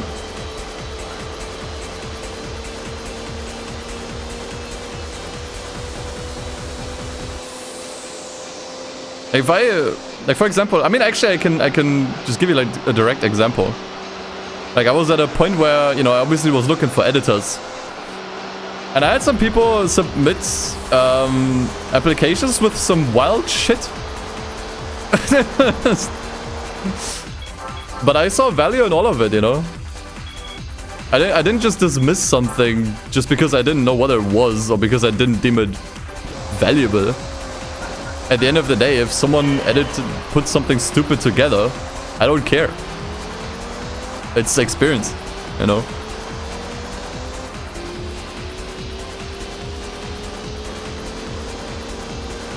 Like for example, the last editor, that made videos for me, Kenosha. In his application, like I had other editors that had more like official certifications. Like I had people apply themselves that had studied something in the media field, had actually studied editing at universities and stuff. But then I looked at their portfolio and their stuff was not good. Like, just straight up, it just wasn't what I was looking for. Wasn't really a good fit. Although they had straight up certifications that they were actually good at what they're doing, but I felt different, you know? the stuff for the portfolios were not really interesting. And then Kenosha had nothing. He didn't study anything. He just kind of did editing in his free time, and he linked a bunch of his own gaming highlights YouTube videos that, and I'm not saying this to shit on him, but just to like highlight what I mean, didn't really get much attention at all. Like a couple dozen views maybe. But the videos were so funny that I was like, hell yeah, dude. You know? Like at that point, I didn't care that the guy had no, you know, didn't study anything in particular that was editing related or media related. I didn't care that he didn't have a proper portfolio. The couple of videos on his YouTube channel were hilarious as fuck and really well put together. And that's why I, you know, decided I'd let him give a... that's why I decided to give him a shot, you know. And I think any like official company or employer that is actually worth working for will do the same. I think companies and employers that only look at your actual certifications don't know what they're doing.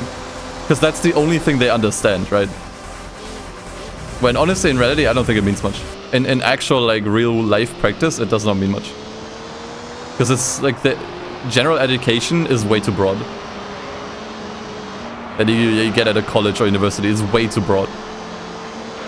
And oftentimes completely pointless. Like, I studied English and German, and the shit that I had to learn in university was so stupid. There's like zero value in some of the stuff that's taught. Like actually zero. To be honest, that even extends to school. Like even just high school.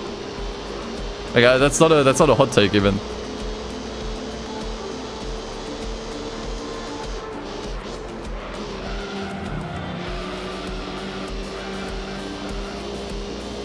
Yeah, self-taught is another thing. Like I actually have way more respect for people who who are self-taught. Who teach themselves stuff without anything else. Because not only does that show you're competent, it also shows that you can actually learn, which I think is also extremely important.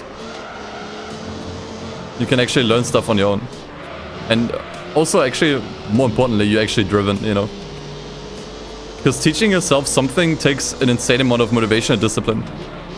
Anyone can just go to university and do what they're told, right? But teaching yourself something in your free time takes way more dedication. So I actually, like, that also is way more valuable. Yeah, commitment as well. Needs way more commitment. I mean, not to say that, you know, going to university or college doesn't take any commitment. I'm not trying to, like, completely shit-talk that stuff. Obviously, that stuff is worth doing for a lot of people. Otherwise, people wouldn't go do it, right? I'm just saying from my perspective, you know. Since I guess I was already in a position similar to an employer. So I run a channel and I have to, you know, I look for editors at certain points and even artists, you know. That's just what I think.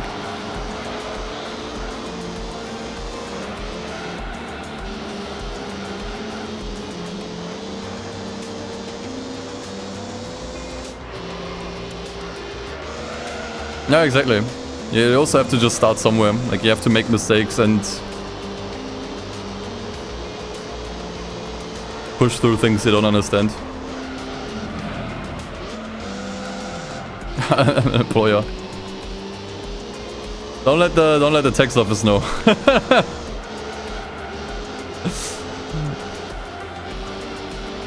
Or I will be cooked.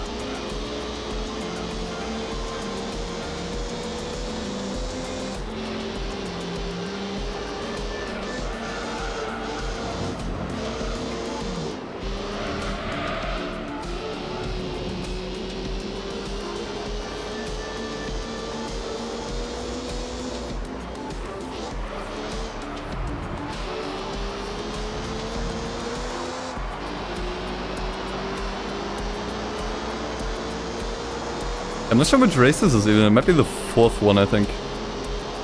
That's actually taken quite a while. You never learn from your mistakes, you only do more and more. I'm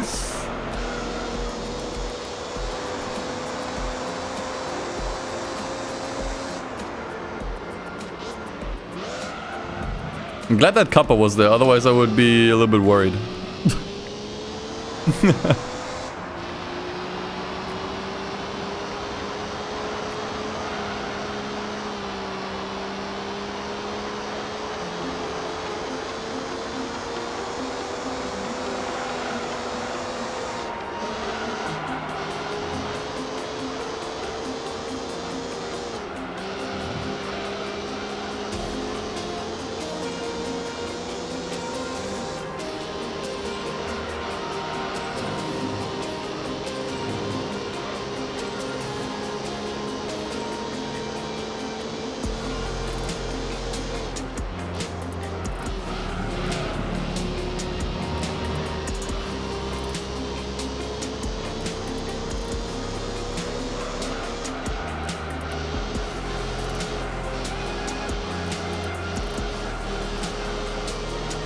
Learn from mistakes. Yeah, you learn to make even worse mistakes. Also a form of learning.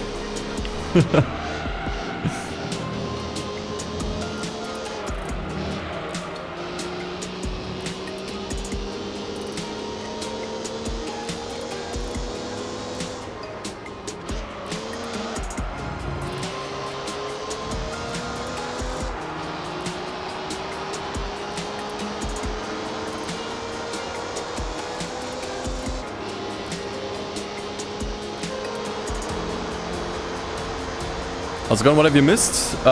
We did use a bunch of cars already, and we did complete like the wind, which is probably the biggest thing that happened today, which napped us the 787B. We can use that probably for the last GT World Championship. We could actually knock all of them out by now. We can use the Altezza race car we have for the amateur GT World Championship. And then the 787B for the professional one. That would knock out all of them, which I think was kind of like a main goal. To at least get all of these down.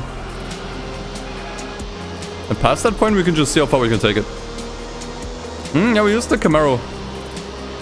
It just felt perfect for it, because with upgrades it got close to 1000 horsepower. It wasn't really good at putting the horsepower down. So using it for a race wouldn't have been great. Possible, but not great.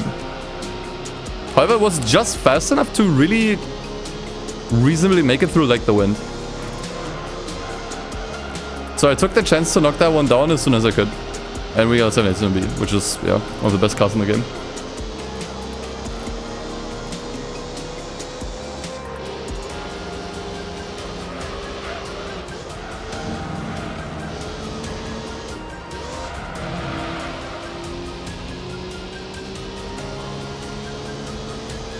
Graduated in games, graduated in retail. Jokes on you guys, I graduated in nothing.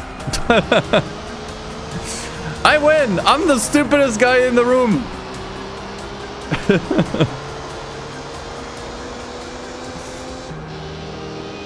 I play Need for Speed High Stakes, yeah. In fact, High Stakes is my favorite of the classic Need for Speeds. I liked it more than Porsche Unleashed and the ones from before. Oh, you have to be kidding me. Why is it always Côte d'Azur? And why does Côte d'Azur always have more laps? Dropped out, I'm stupider. I also dropped out.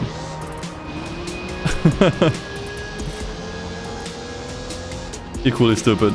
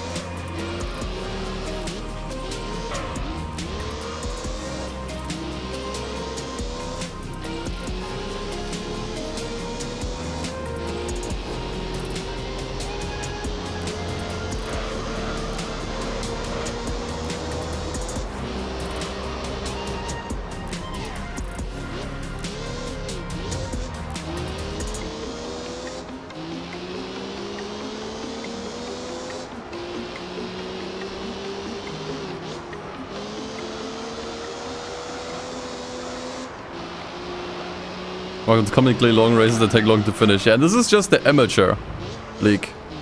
Professional is even longer. I think everything in the professional league is at least 10 laps. Everything. That's why I tend to just completely ignore it.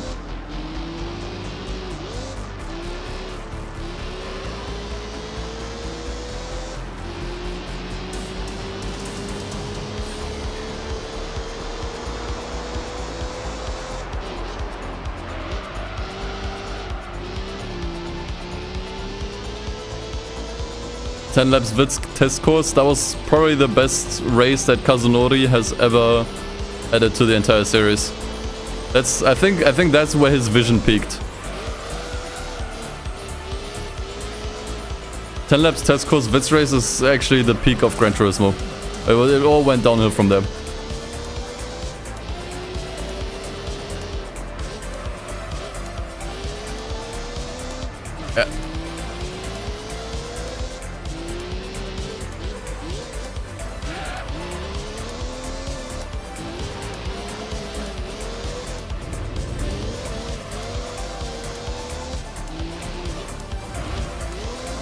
I'm driving terribly right now. So terrible that the NSX can actually keep up, and that's on this track.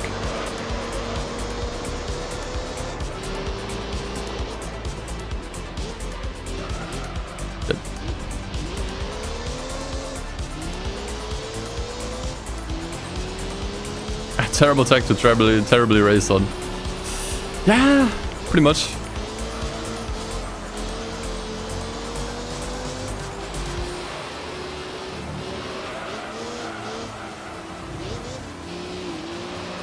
Well, I do think to a certain degree the NSX is just faster here than on the other races. It's just more suited for that car.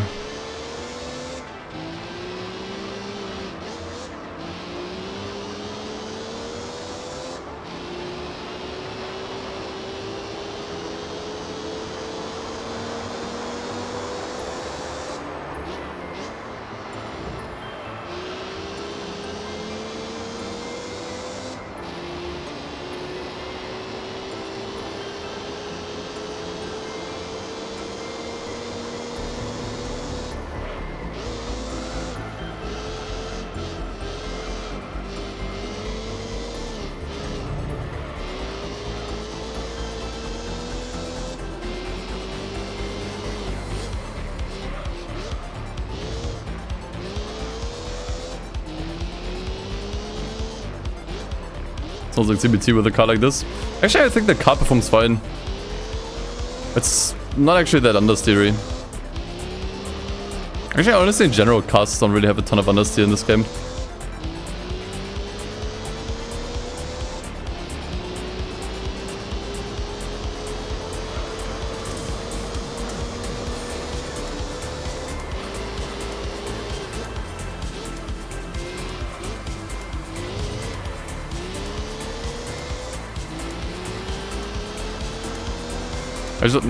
I just now noticed that the seats are actually red.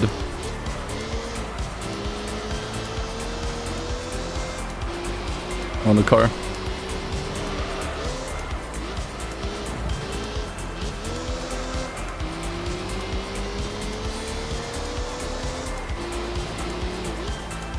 The curve of I know nothing to oh I'm fantastic at this, I know everything to oh nah I actually know nothing. That is I'm pretty sure you have that everywhere. I had that recently with Japanese. Like the euphoria you get from actually suddenly understanding like some conversations and basic text is quickly dwarfed every time you see a kanji that you don't know. And then you realize, okay, I don't understand whatsoever what's going on. It's pretty much the thing with everything.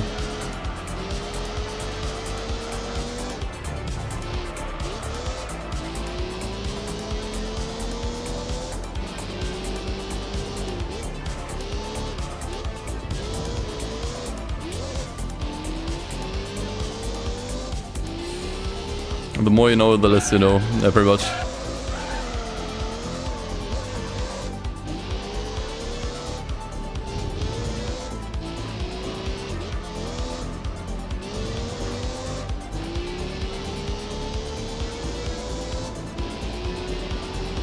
I mean, the nesting is mostly not really doing anything. I think in general the AI has issues overtaking on this track. One thing I definitely noticed, which, yeah, I mean, obviously, it's Monaco GP. But, yeah.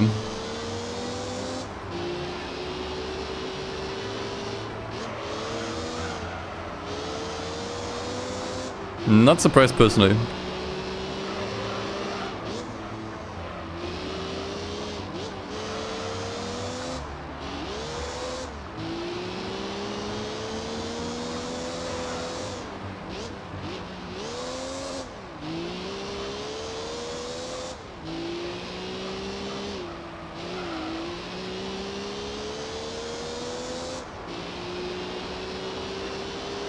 And also soon we'll finally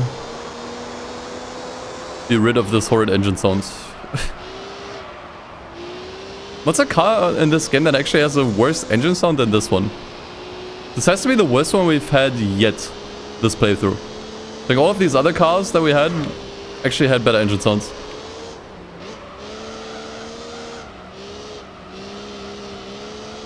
For an Integra, this is really bad.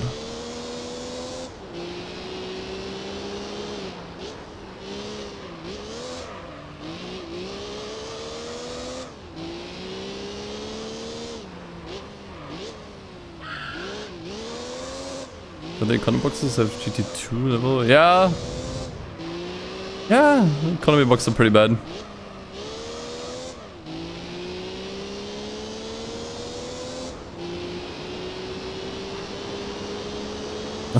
Wait, this is the same sound from Gran Turismo 1? At that point, I guess it's not really surprising.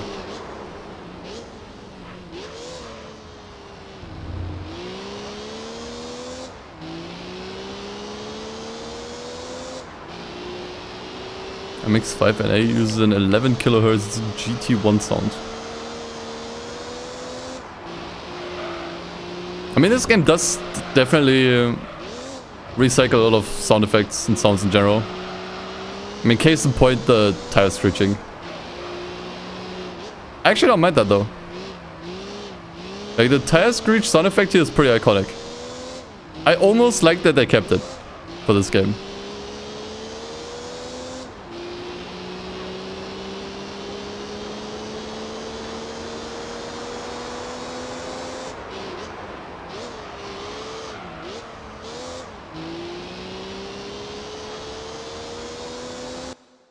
A playlist died. Yeah.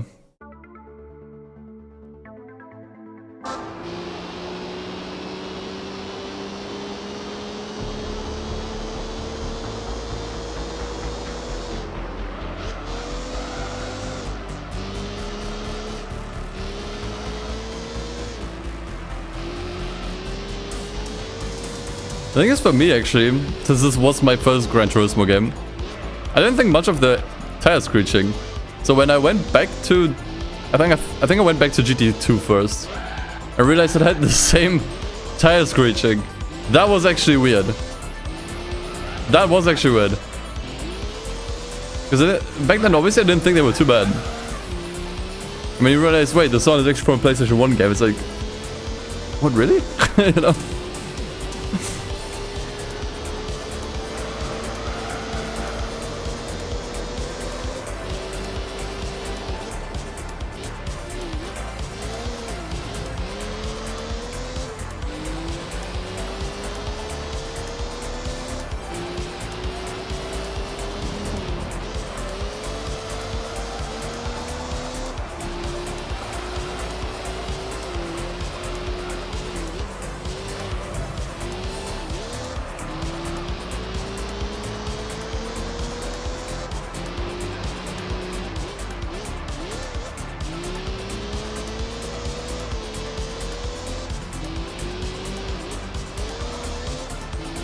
Like even modern GT games do use GT1 tire screech. Nah. I think they do use some menu sounds.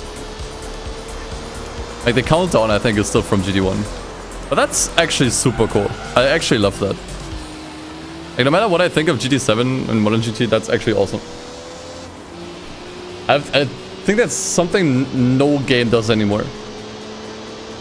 Generally, like there's something no other racing game has, like an iconic sound effect that hasn't been changed in like 30 years. Because people like it so much. Mario Kart? Nah, I mean they use the same leitmotifs, but definitely re-recorded.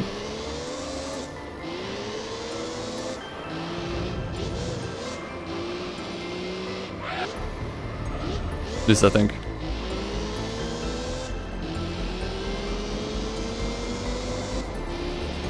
GT Sport Beta attempted to change the countdown sound. I can imagine there were many riots. Many a riot.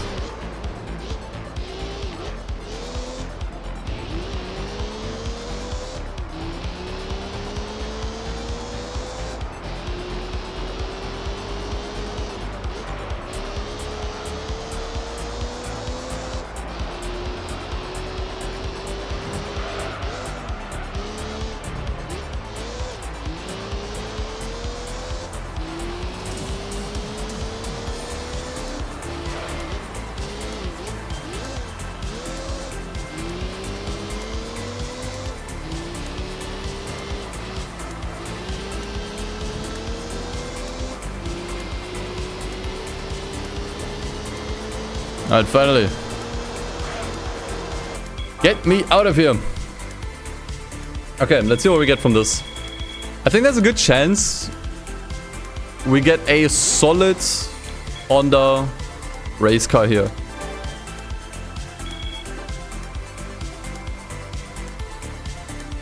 Is it all 2000s? Wait.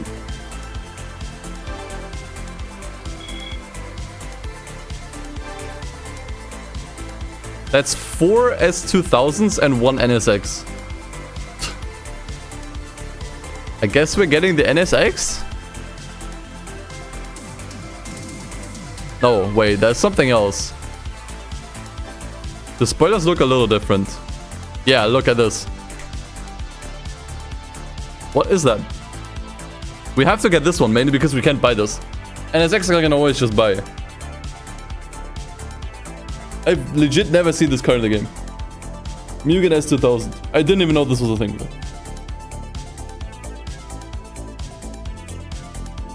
Okay, we're getting it. Mainly because I don't think we can get this anywhere else. NSX we can always just buy. Doesn't matter. Cool. I mean, let me check it out. And also sell the Integra. Sold. That's cool. Not bad. Yeah, I'll definitely use this for sure.